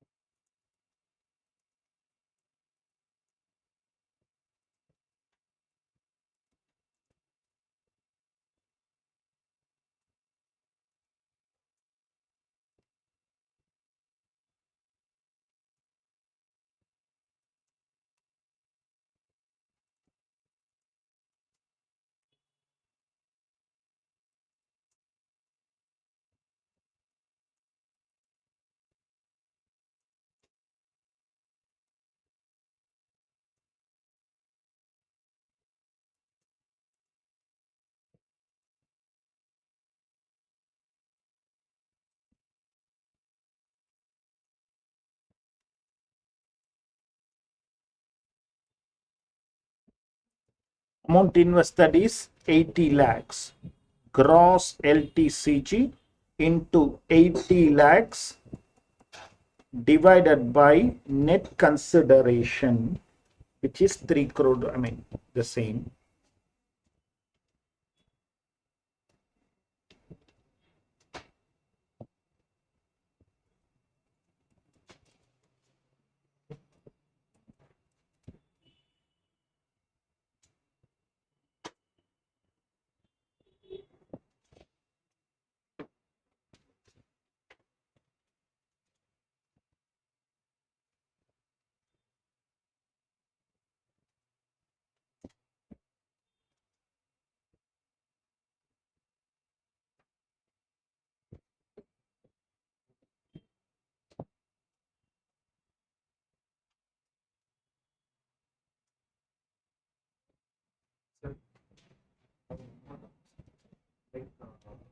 selling this land and I'm constructing and buying the building.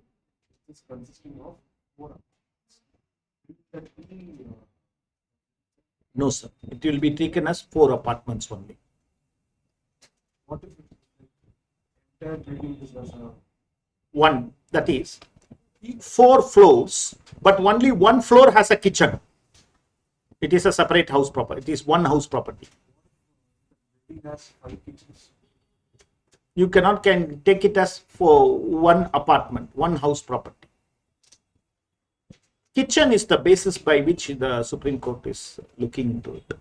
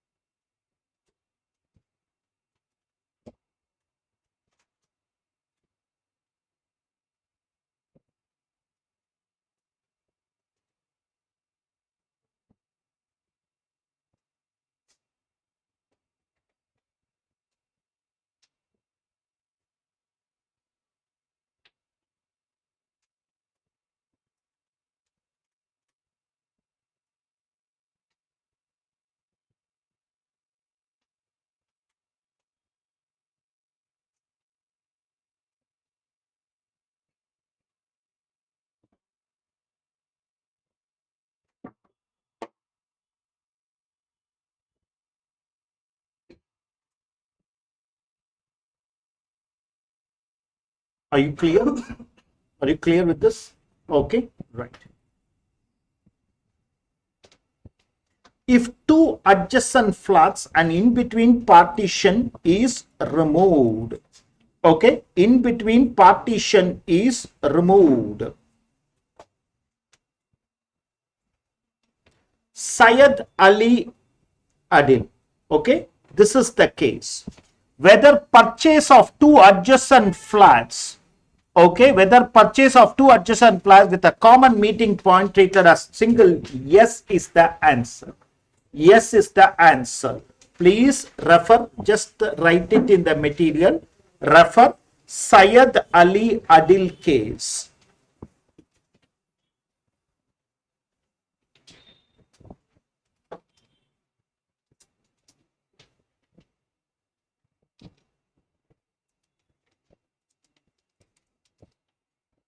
If the property is registered in the joint name, yes, okay, Gurnam Singh, Kamal Wahal, Ellame, okay, Gurnam Singh, Kamal Wahal, in both the cases you can see the, okay, yes is the answer. Yes, the answer will not change. You can still claim exemption even if it is on joint name or in the name of the spouse.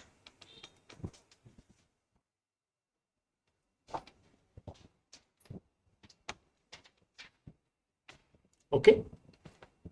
PQR Manufacturing Limited, a manufacturing company, was transporting machine from one unit to another unit by a truck. On account of civil disturbance, the machine was destroyed.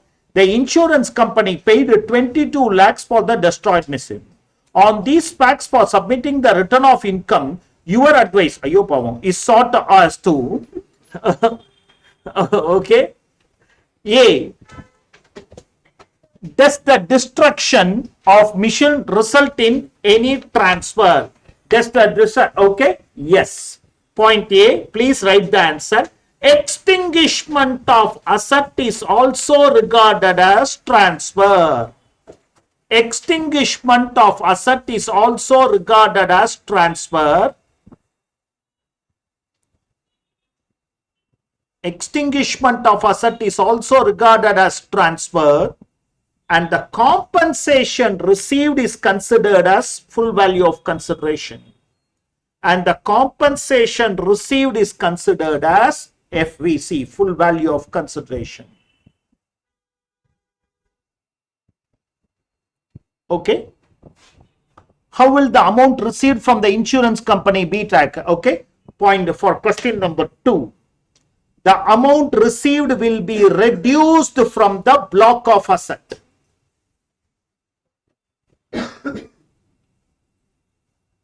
the amount received will be reduced from the block of asset. Full stop, continue. Where the block ceases to exist, it results in STCG or STCL.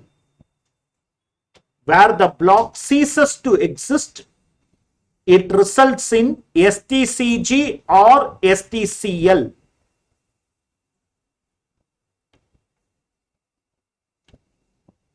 Friends, it is taxable only in the year in which it is received, not in the year of destroyal. Not in the year of destroyal, it is taxable only in the year of reserve. Will the company be eligible to claim 54 EC? Two answers I want to give for no. No is the answer. Two reasons. One, 54 EC is only available for immovable property. Asset transferred should be land and building. Okay. The second is a tricky one.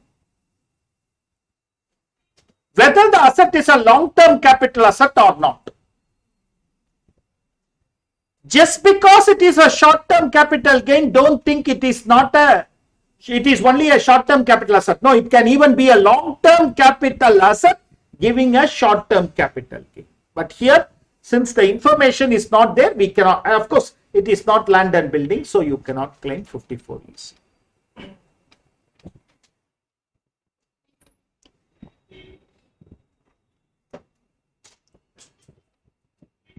Mr. X was the owner of a residential house comprising of 2 floors. In April, he entered into a collaboration agreement with Arihan Builders for developing the properties. According to the terms of agreement, Arihan Builders were to demolish the existing structure on the plot of land and develop, construct and put up a building consisting of 4 independent floors. Mr. X is allotted 1 floor and 25% of undivided land area. The cost of construction of each floor was 1 crore, which was borne by Arihan. The stamp value of the whole land is 5 crores, and in addition, he was also paid 40 lakhs as monetary consideration. You are required to discuss and resolve the issues arising in the assessment of Mr. X as a result. We call this a specified agreement or joint development agreement, my dear friends. Joint development agreement or specified agreement. First listen, then we will look into the question. What is this? I have a property. I enter into an agreement for jointly developing that property. The builder will in turn allot me undivided land, monetary consideration, etc. Is it taxable in my hands? Yes. I have transferred the property. It is taxable. What is taxable? Stamp value of the land plus fair market value of the building plus monetary consideration received will be taken as full value of consideration. I need to compute my capital gain. Fine. In which year it is taxable? In the year in which he completes and hands over the property to me. In the year in which the builder has completed the construction and handed over the property to me, in that year only it is taxable. As an additional aspect, should the builder deduct tax at source? Yes, only for the monetary consideration 194 IB. Only for the monetary consideration he need to deduct tax at source, not for the other part of the consideration. For computing capital gain, what will be the full value of consideration? 5 crores is the total land area. He is allotted 1/4. So for land 1.25, for building 1 crore, monetary consideration 40. So totally 2.65 crores is my consideration, full value of consideration. He is only allotted 1 floor. Ama. 1 floor. Each floor, okay. Each floor 1 crore. TDS brackets won't be applicable here because less than 50 lakhs. No, this is not 194 IA. This is not IA. This is IB. Okay. So, my dear friends, once more, 5 crores divided by 4. So, for land, I will take the scrap value. For building, the cost of construction or the fair market value, 1 crore. And the monetary consideration. So, 2.65 is the answer. If X has acquired for 74 lakhs, then it is 74 lakhs into 317 divided by 105, 113, whatever is the 108. 109. Yeah, 109. 74 lakhs into 317 divided by 109.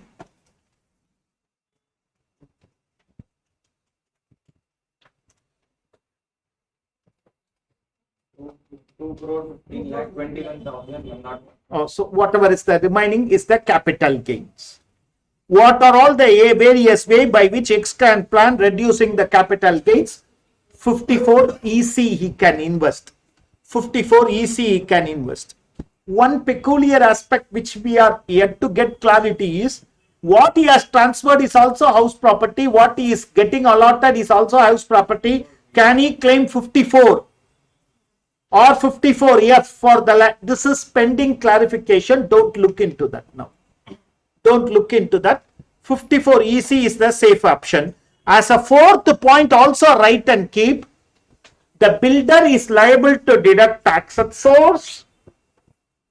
The builder is liable to deduct tax at source on the monetary consideration received, paid, on the monetary consideration paid to Mr. X. On the monetary consideration paid to Mr. X.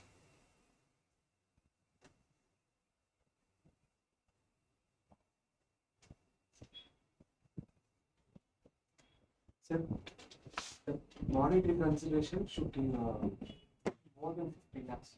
If it is below 50 lakhs, then அதான் sir the 194 IA இல்ல, இது தனி section. Okay, but I'll check once. I'll come back to you. 50 lakhs அதுல இருக்கான்னு எனக்கு தெரியல. I think it's fully taxable, but I'll come back to you. Okay. Okay, my dear friends. Okay, and one more thing I want to clarify is, please write and keep taxable in the year in which completion certificate is handed over or property is registered. Property is registered.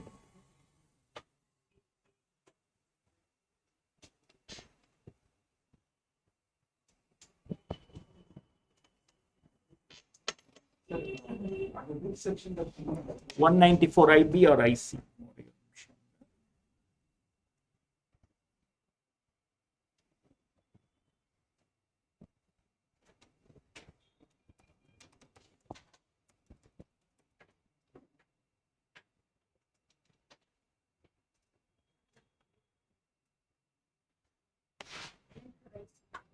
I see.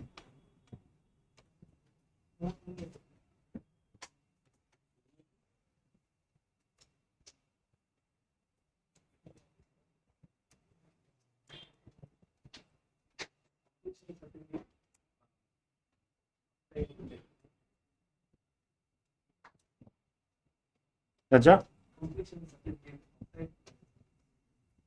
apply பண்ணவே வேணாம்ப்பா, அவங்க கொடுக்கணும் builder.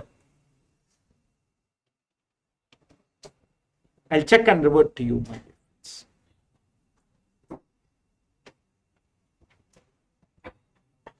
Okay. what is the last point? It is taxable in the year in which the property completed, completion is given to the assessee, that is registered in the name of the assessee. Okay. Remember, if I transfer at the work in progress level itself, it becomes taxable again. Okay. At the work in process level itself, it becomes taxable again. Question number 4. The government compulsorily acquired the land of Mr. Shivam in April 20. In April 20, which means compulsory acquisition is in the financial year 2021 and the consideration is paid in financial year 21-22. Friends, transfer has happened already in 2021. Taxation is deferred to 21-22. Numerator will be 2021. Numerator will be 2021. Please remember that. The land was acquired by Mr. Shivam in June 2004 for 12 lakhs. He had filed for additional compensation and the same was awarded in Feb 22 but received only in May 22. So 22-23 only that becomes taxable. Compute the capital gain from the above transaction indicating the relevant assessment year. Expenses are 30,000 compulsory acquisition, enhanced compensation 1 lakh.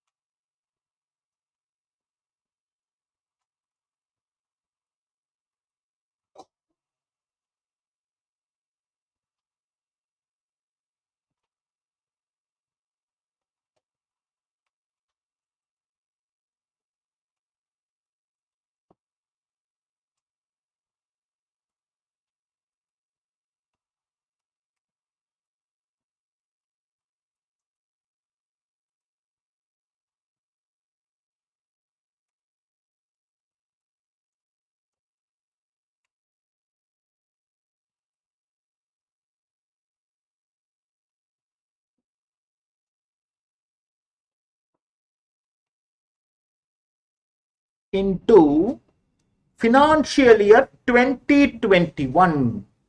Financial year 2021, 301.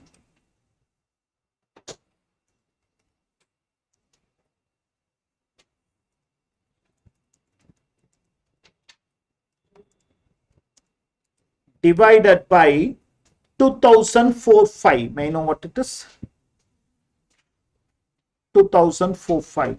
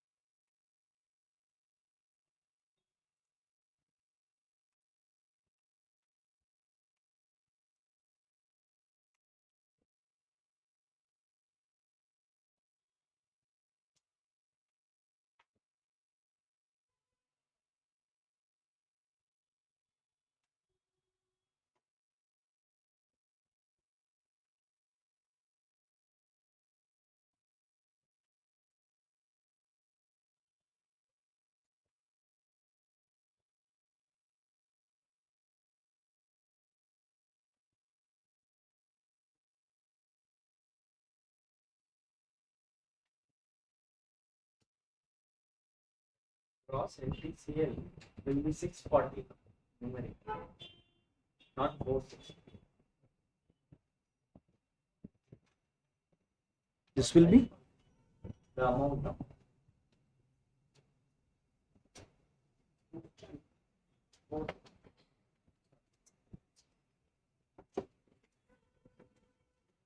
எனக்கும் பெருசா மேத்ஸ்லாம் தெரியாது, XL நம்புறேன்.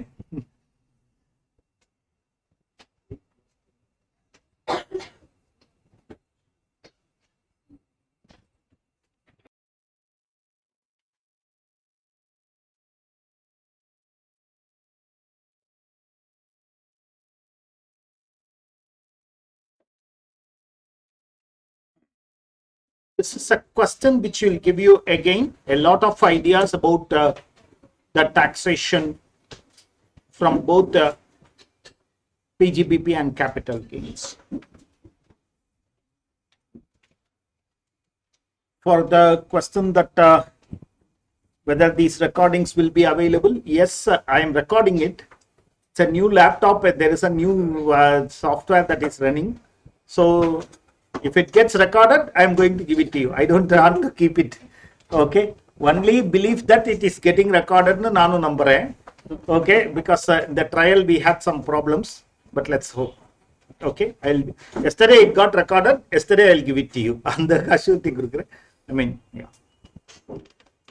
Question number 5. Ashish owns acres of land which he had purchased in 94-95. Converts it into stock in trade, that is, this is transfer. Conversion of asset into stock in trade is the transfer, and the numerator will be year of conversion. Taxation will be in the year in which the stock is sold. Recording a value of 50 lakhs, whereas the fair market value 65. Ashish spends 31 and 245 for various approvals, starts developing the property. In April 21, he enters into an agreement to sell 2 houses for 40 lakhs each. Receives advance of rupees 10 lakhs for house 1 in cash and for house through to banking channel. Stamp value on that date 35 lakhs. In Feb 22, he completes the property into 4 houses and sells them all. The remaining 2 were sold as 51 and 46. When the stamp value is 55. Out of the sale consideration, he invests 50 lakhs in NHA bonds and 50 lakhs in REC. Determine the year of taxability of the conversion and the sale and the amount chargeable to capital gain PGBP. Also rework the solution if the land was initially, though the second part went up.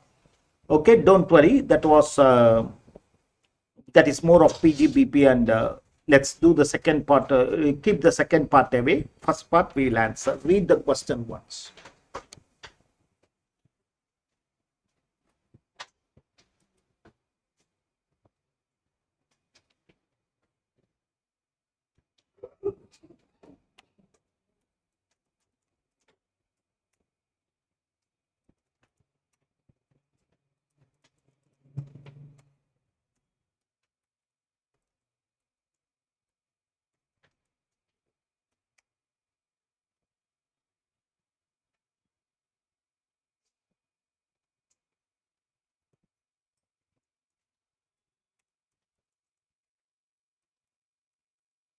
It is a transfer. Such a conversion is regarded as transfer. Conversion of asset into stock in trade is regarded as transfer.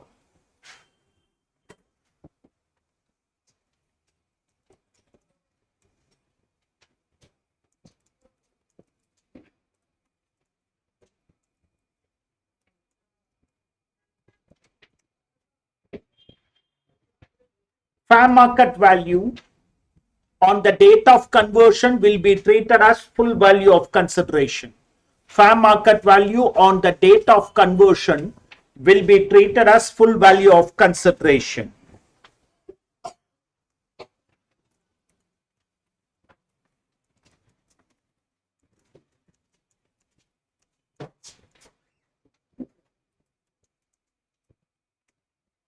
capital gain will be computed only in the year in which stock in trade is sold.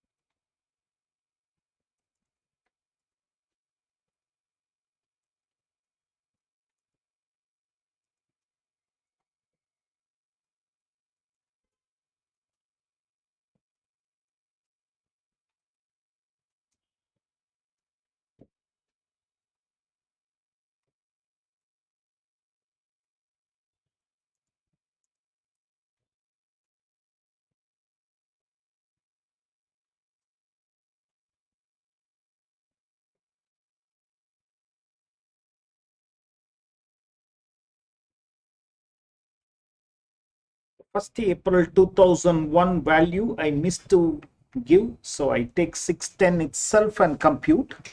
Okay, I haven't, I should have given it in the exam. They will give you the 1st April 2001. While typing, I have missed it.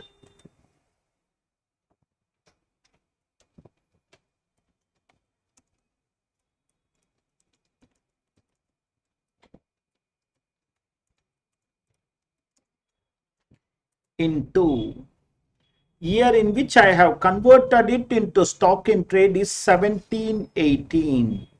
1718, 272. 272.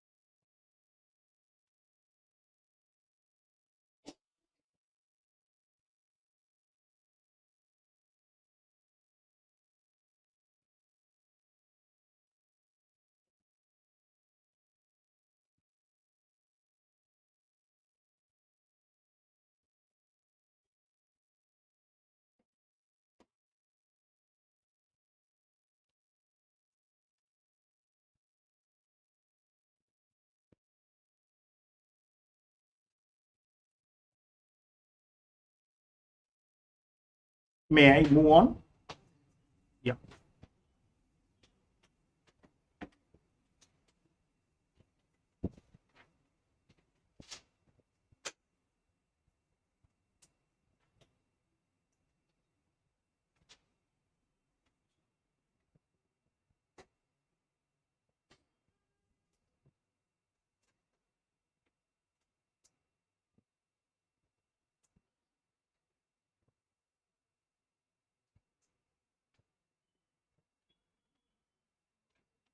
Yep.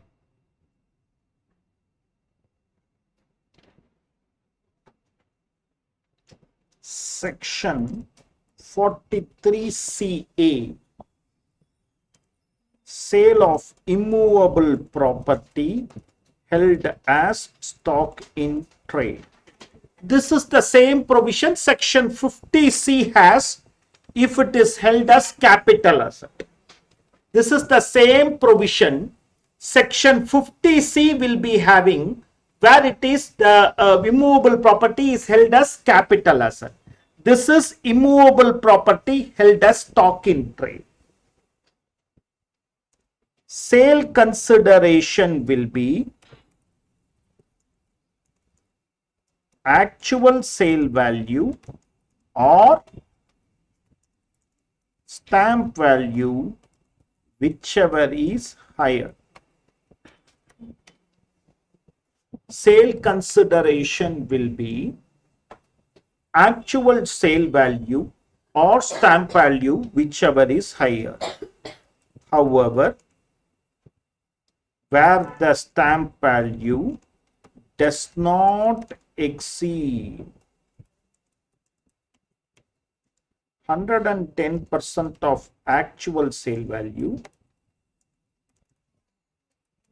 then actual sale value will be taken as sale consideration.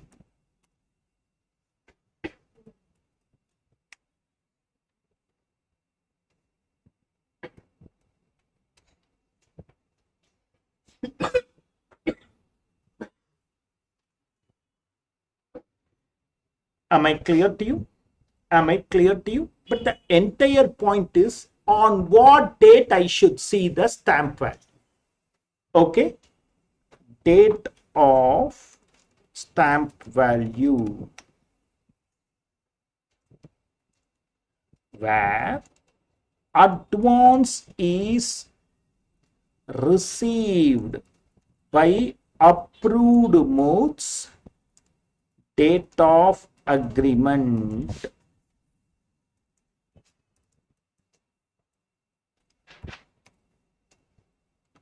Where advance is not received or received by unacceptable modes, cash, bearer check, cross check. Date of registration.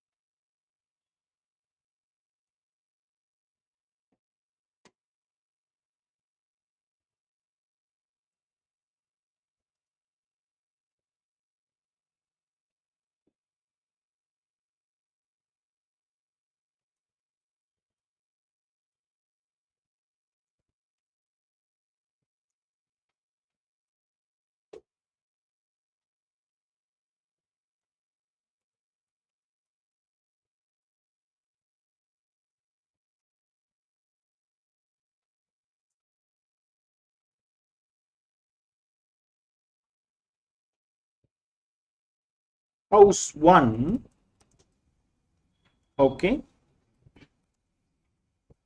my dear friends, he starts to develop the he enters into two houses, 40 lakhs each. For house 1, he has received the advance in cash.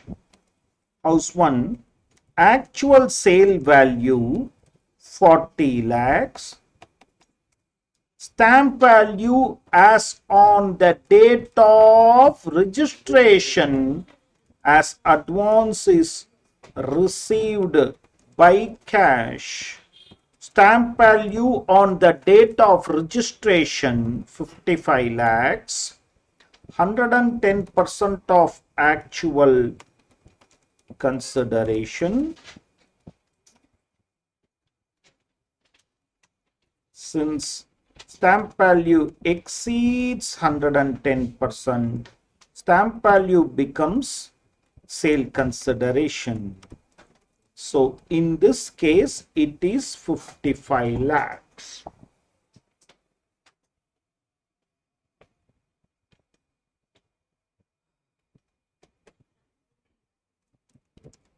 House 2,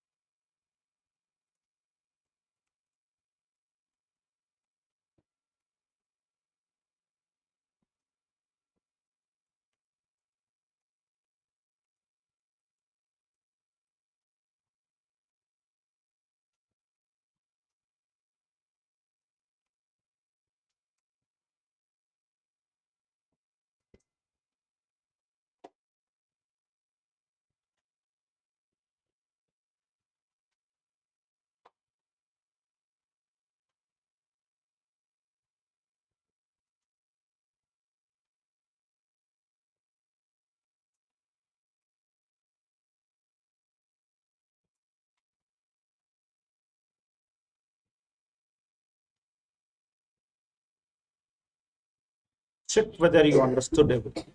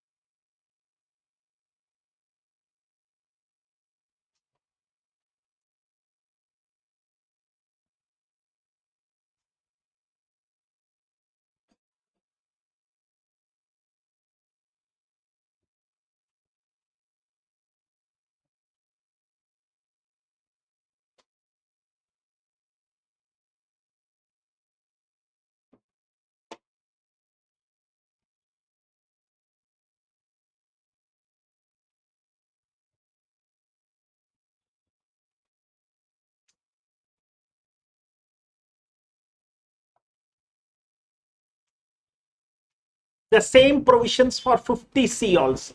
If you convert the asset into a stock in trade into asset and do it also, the same provision, okay, I'll tell you what happens. You first complete this.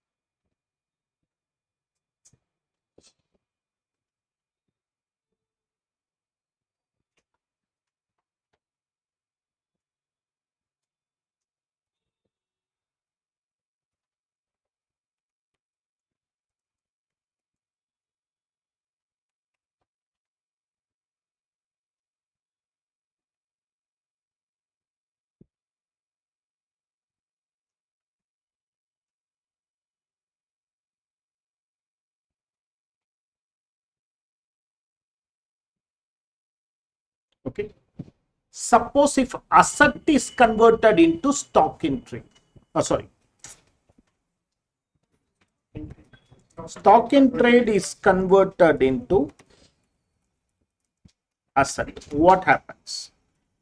FMV on the date of conversion will be taken as sale value and business profit will be identified.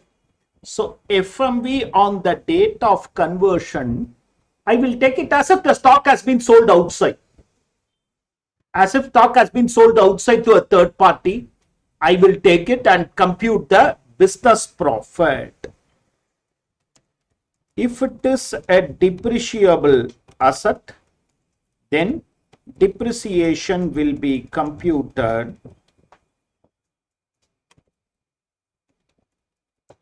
taking sale value as taking FMV as cost of the asset. Is a non-depreciable asset, then sale value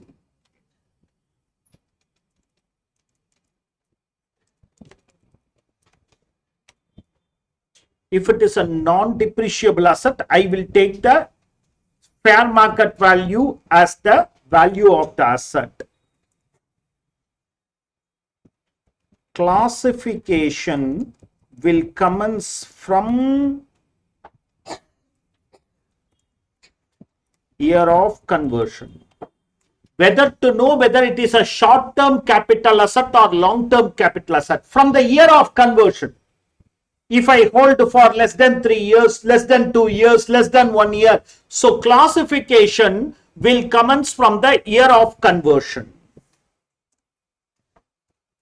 Accordingly, capital gain will be computed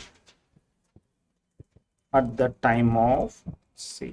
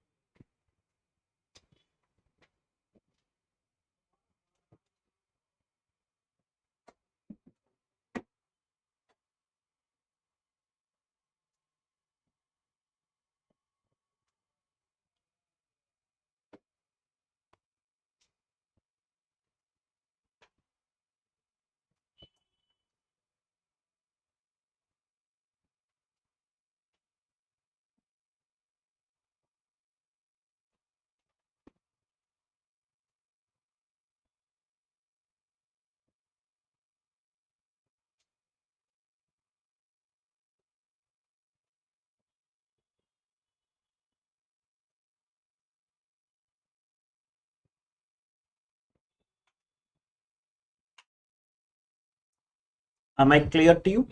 Am I clear to you, friends? Am I clear to you?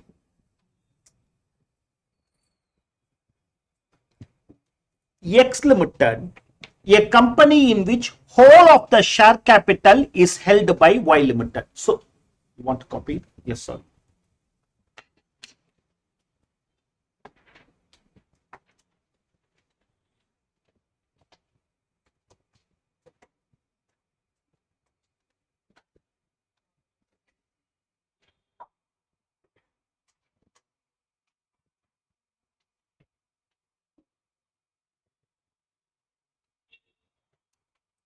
X Limited, a company in which whole of the share capital is held by Y Limited. 100% subsidiary company. Any transfer of asset between a holding company to 100% subsidiary company or vice versa will not be regarded as transfer provided the transferee company is also an Indian company. Okay, X Limited, a company in which whole of the share capital is held. Both X and Y are Indian companies. X Limited has made an investment in ABC Limited in 89 for 3 lakhs, which it sold to Y Limited for a consideration of 30 lakhs. In that year, it would not have been taxed. In that year, it would not have been taxed because it is not at all regarded as transfer.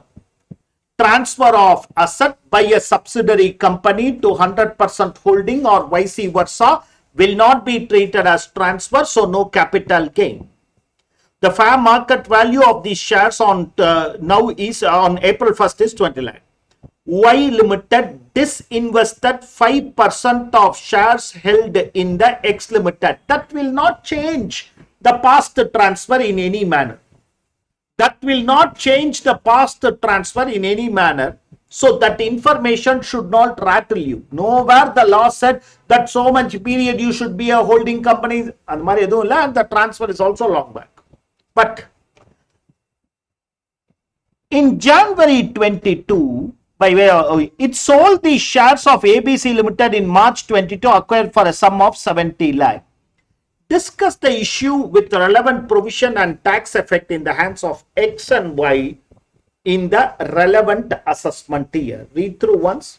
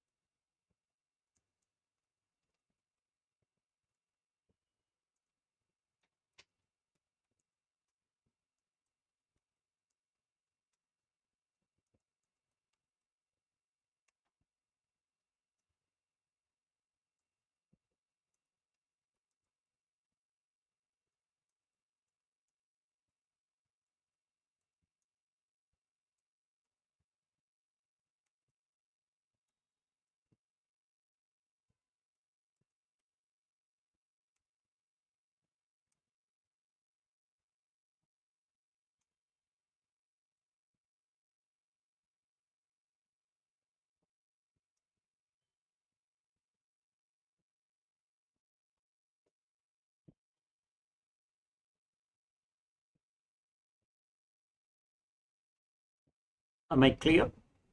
Okay. So for X Limited, nothing takes place. For the transferee company, that is Y Limited in our given example, the cost of acquisition of the previous owner will be considered.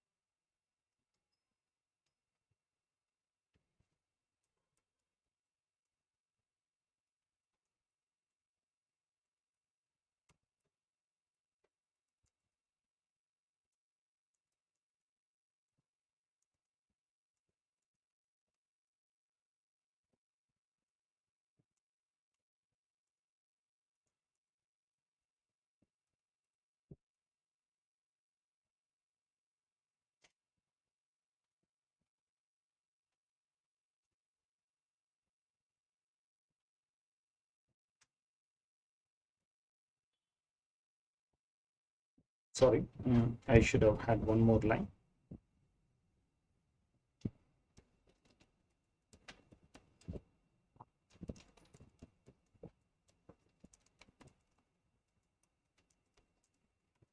Whenever you take the cost of the previous owner, work this out also.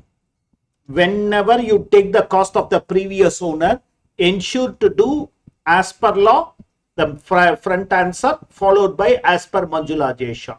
Whenever you take the cost of the previous owner.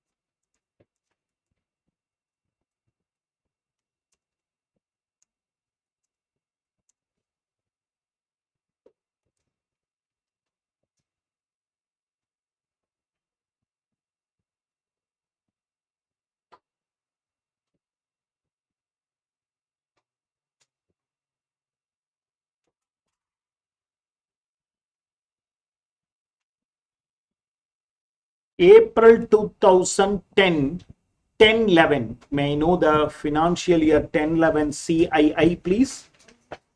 One.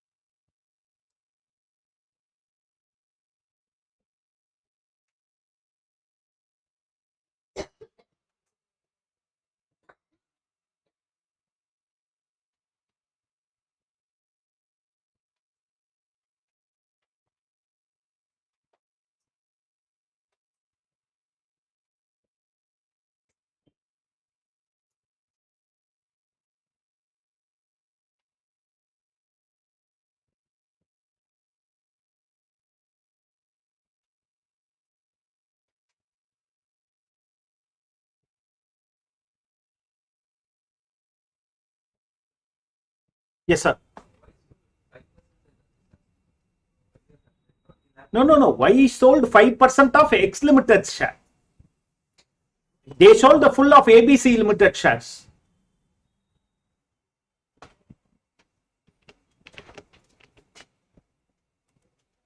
That is, they are no more 100% subsidiary company. Will it change the provision? It will not. Question number 7. எதுக்கு 112A இது taxable இல்லையே, 112 தான் taxable. 112A na it should be sold through recognized stock exchange on which STT should have been paid. STT is not paid, then it won't come under 112A, it is coming under 112. You can claim indexation, but your tax rate is 20% and no 1 lakh exemption. VM Limited, which owns an industrial undertaking in Delhi, decided to shift to a backward area. We are concentrating on 54G. Okay, shifting of an industrial undertaking from an urban area to a non-urban area. Shifting of an industrial undertaking from an urban area to a non-urban area. 54G, the law says we can claim for all assets except furniture, fixtures and intangible. Intangible, anyhow it is in the new area also. Following are the assets held: plant and machinery, building, industrial land. In order to newly establish, the assets were sold like this. New asset acquired in Noida, plant and machinery, so I can only take 12 lakhs as the value because subsidy received towards a depreciable asset. I should. Land and building, for which advance has been given 20 lakhs and 5 lakhs needs to be paid, 25 can be taken. Compute capital gains, only capital gains. Compute, so only if we need to compute depreciation, we should know the date of asset acquisition and all. Now only capital gains. Read through. Actually, this is 142121. Please change it to 142120.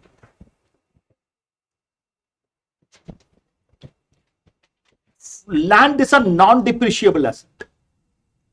Land is a non-depreciable asset, my dear friends. For that, LTCG will come. An indexation will be applicable. Plant and machinery and building are depreciable asset, for which block methodology should be followed.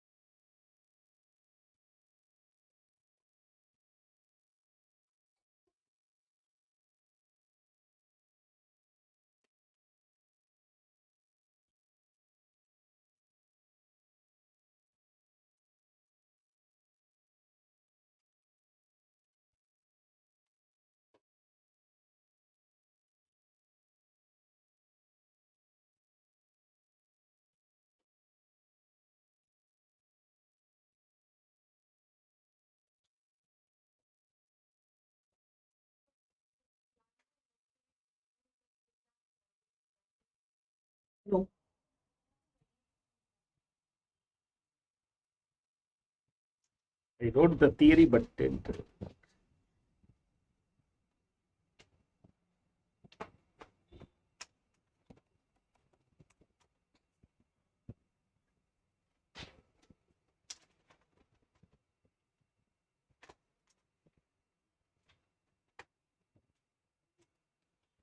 Okay, now I am computing. Building of 25 lakhs. Yeah, I'm going to compute the capital gains, taxable capital gain. Amount available under 54G. Okay. New plant and machinery, 12 lakhs. New land, including the amount payable. 25 lakhs. Qualifying amount,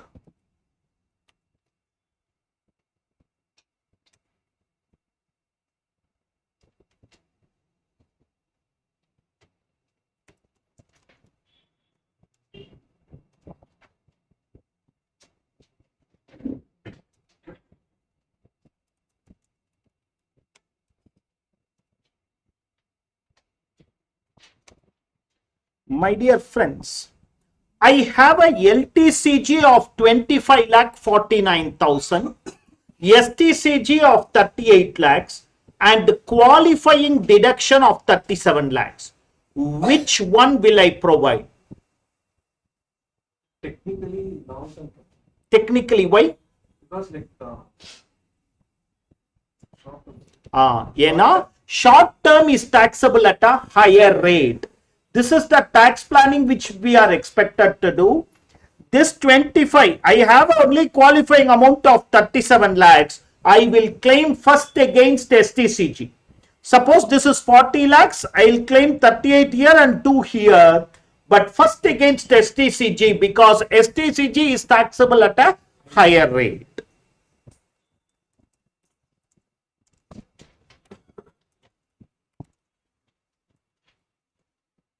So that for the 25, no, land and building is written. Why we have only considered land? Because the building value is not separately given and it is only an advance that is paid. Okay, so I have considered it as land.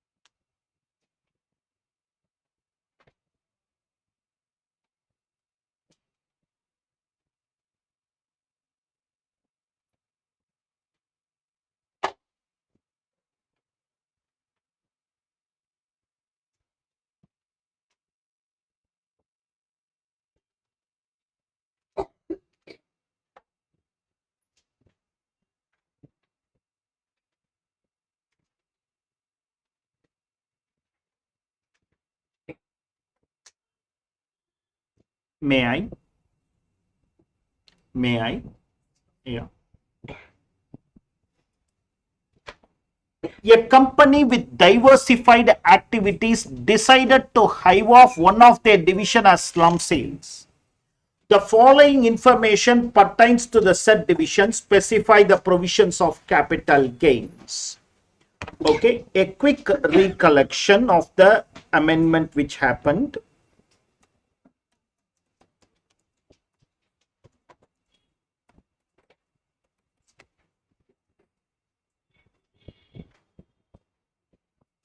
full value of consideration will be FMV1 or FMV2, whichever is less, whichever is high. Fair market value 1, fair market value 2. FMV1 asset transferred in slum sales. Asset transferred in slum sales. Tell me, my dear friend. You're stuck. Yeah. FMV1 is asset transferred in slum sales. Immovable property, we will take the stamp value. Jewelry, listed shares, unlisted, okay, listed shares and other investments, we will take the fair market value. Unlisted shares, proportionate value. And the company or the value, what is the number of shares I am holding? Okay, proportionate value. Other depreciable assets and other assets, book value. Okay, advance tax will not be an asset. Advance tax will not be an asset, my dear friends. Advance tax will not be an asset at all. And okay, liabilities other than provision for taxation for the above asset will be reduced. This will be considered as FMV1. Okay, this will be of the assets transferred. Of the assets transferred. What is FMV2? What is FMV2? Monetary consideration received plus FMV of asset received. Okay, so FMV1 or FMV2, whichever is higher, will be taken as my full value of consideration. Okay, cost of acquisition will be net worth of the unit transferred. Net worth of the unit transferred. Net worth, for net worth, I will take only book values. For net worth, for computing net worth,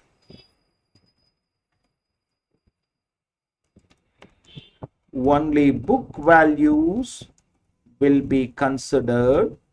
For computing net worth, only book values will be considered, ignoring revaluation, if any. Revaluation is never a concept under income tax law. Revaluation will not be taken. If there is any self-acquired goodwill, 0 will be the value. I will not purchase goodwill, okay, I will take. But self-acquired goodwill, I will not take the value. It will be considered as 0 value. Am I clear to you? Am I clear to you? If the unit is there for more than 3 years, long term, otherwise short term, however, no benefit of indexation. No benefit of indexation. The following pertains to the said division. Book value of land, stamp value. Building, stamp value. Plant and machinery, book value and FMV. Patent and know-how, book value and FMV. Jewelry, investment in quoted shares, investment in unquoted shares, 15,000 shares of 10 each, which constitute 25% of the holding. Okay, they have 40 lakhs. Debtors and stock, loan for land, loan for investment, provision for income tax. consideration received, monetary consideration, shares allotted. Okay, let's come to part B of the question later. First part A of the question.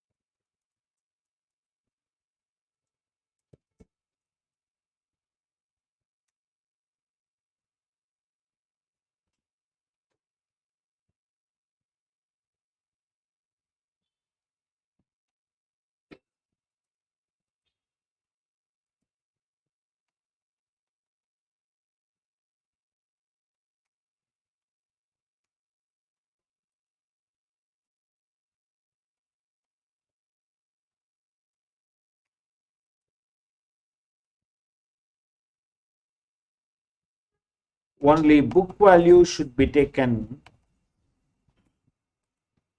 for depreciable at.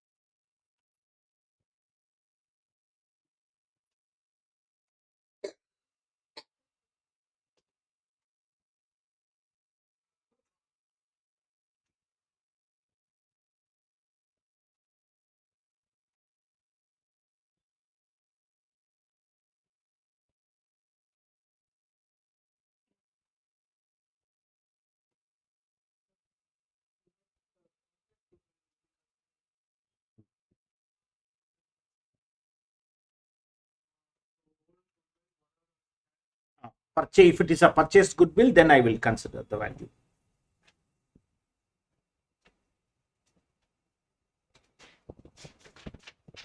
On the book value would have become 0. for the purchase. Book value is 0. What amount will be the WDV account? Which one? For purchased goodwill, whereas the book value is 0, book value will be, if it has become 0, then 0. So only if there is a value, I will add it here. Otherwise,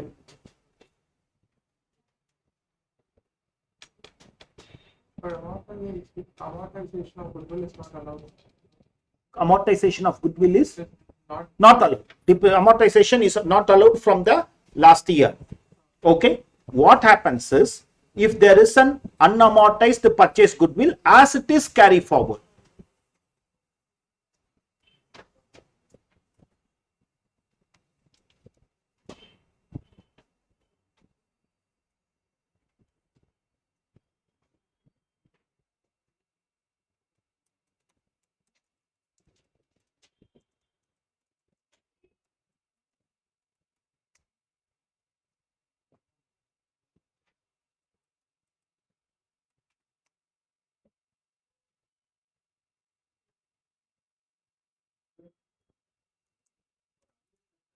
Yeah. appropriate value is 28% of net worth is 1 lakh. Net worth is 40 lakhs.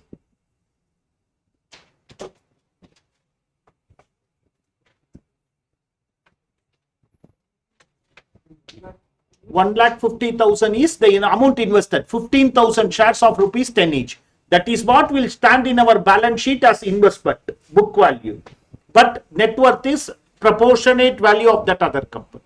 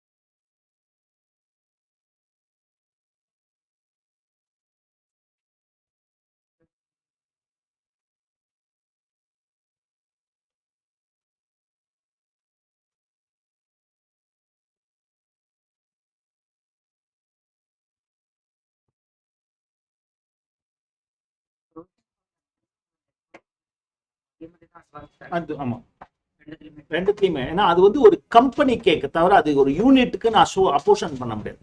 I cannot transfer my advance tax to the new company or my provision for taxation liability to a new company. The income tax law will come and catch hold of the parent entity only. Are you clear? We do net worth will be added. FMB1 is outgoing asset. FMB2 is incoming asset.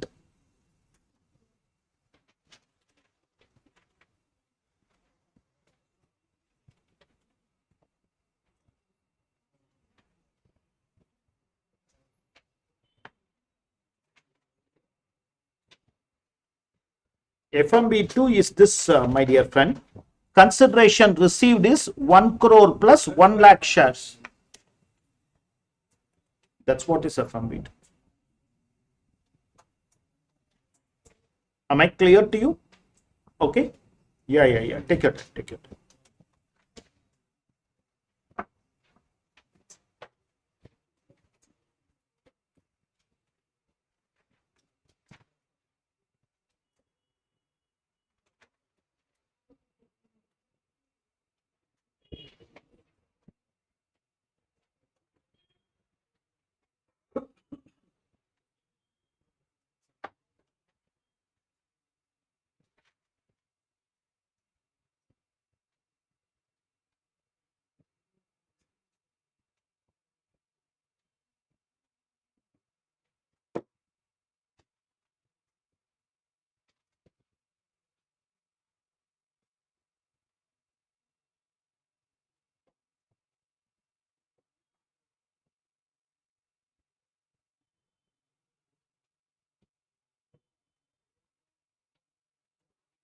Am I clear to you?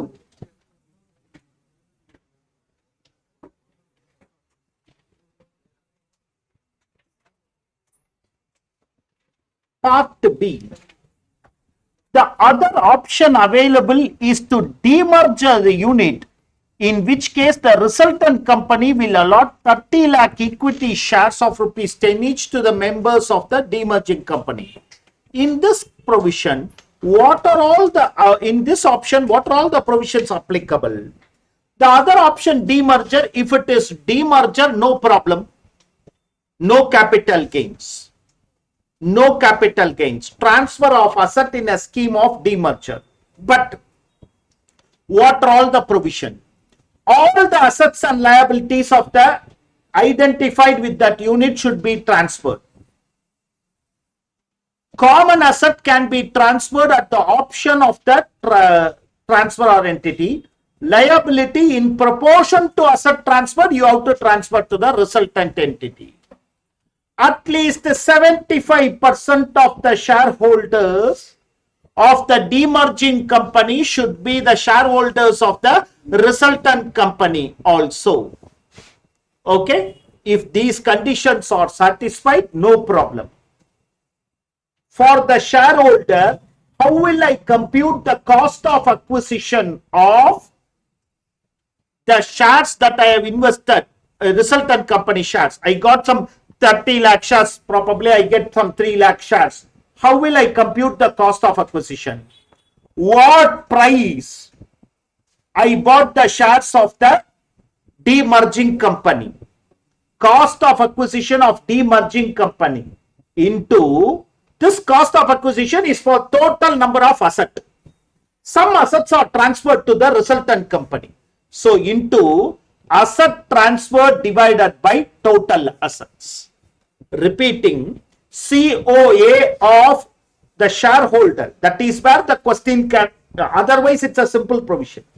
COA of the shareholder will be COA of the demerging company into asset transferred to the resultant company divided by total asset.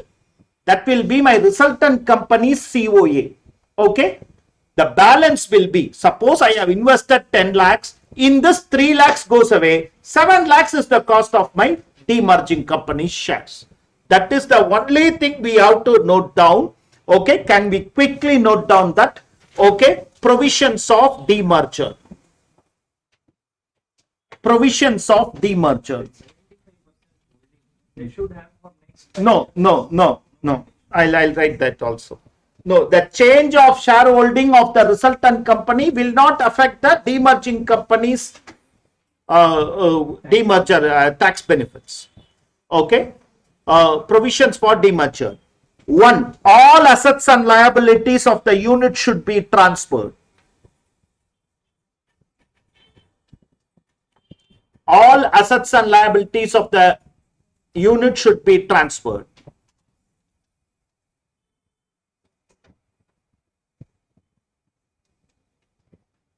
2. Common asset adoption of the demerging company. Common asset at the option of the demerging company, and common liabilities in proportion to asset, and common liability in proportion to asset.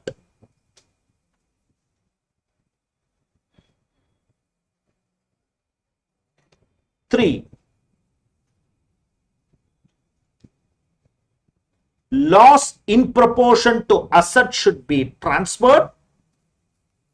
Loss in proportion to asset should be transferred.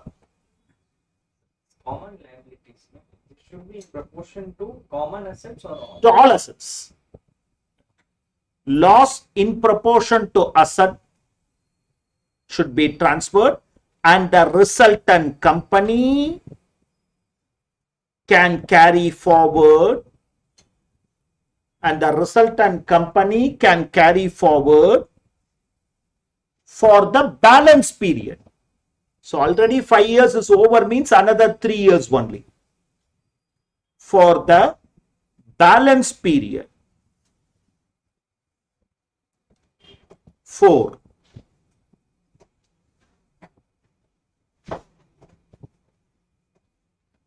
At least 75% of the shareholders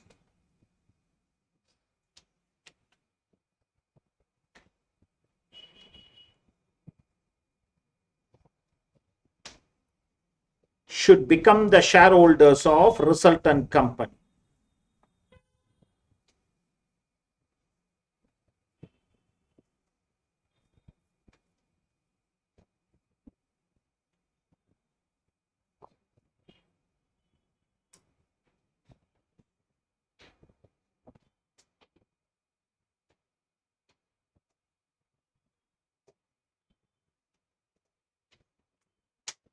Okay.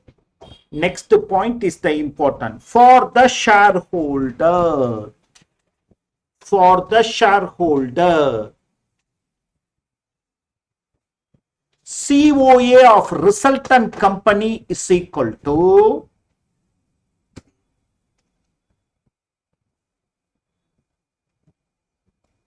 COA of demerging company.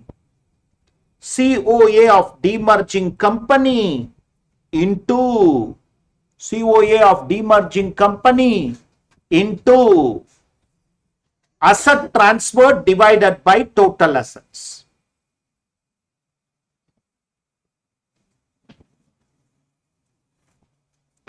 Asset transfer divided by total. Am I clear to you? Okay. From question number 9, I'll start tomorrow morning. Tomorrow morning, from tomorrow, there will not be a problem. Till today, I had some rituals. So, from tomorrow morning, 6 o'clock, tomorrow, please read assessment of firm theory. That will consolidate all the assessment of firm theory, and also assessment of company, just the theoretical part of MAT, etc. We will complete those two. Tonight, 45 minutes if you spend, you will be completing that. We'll start from this Mr. Ram question and progress. All the best, friends.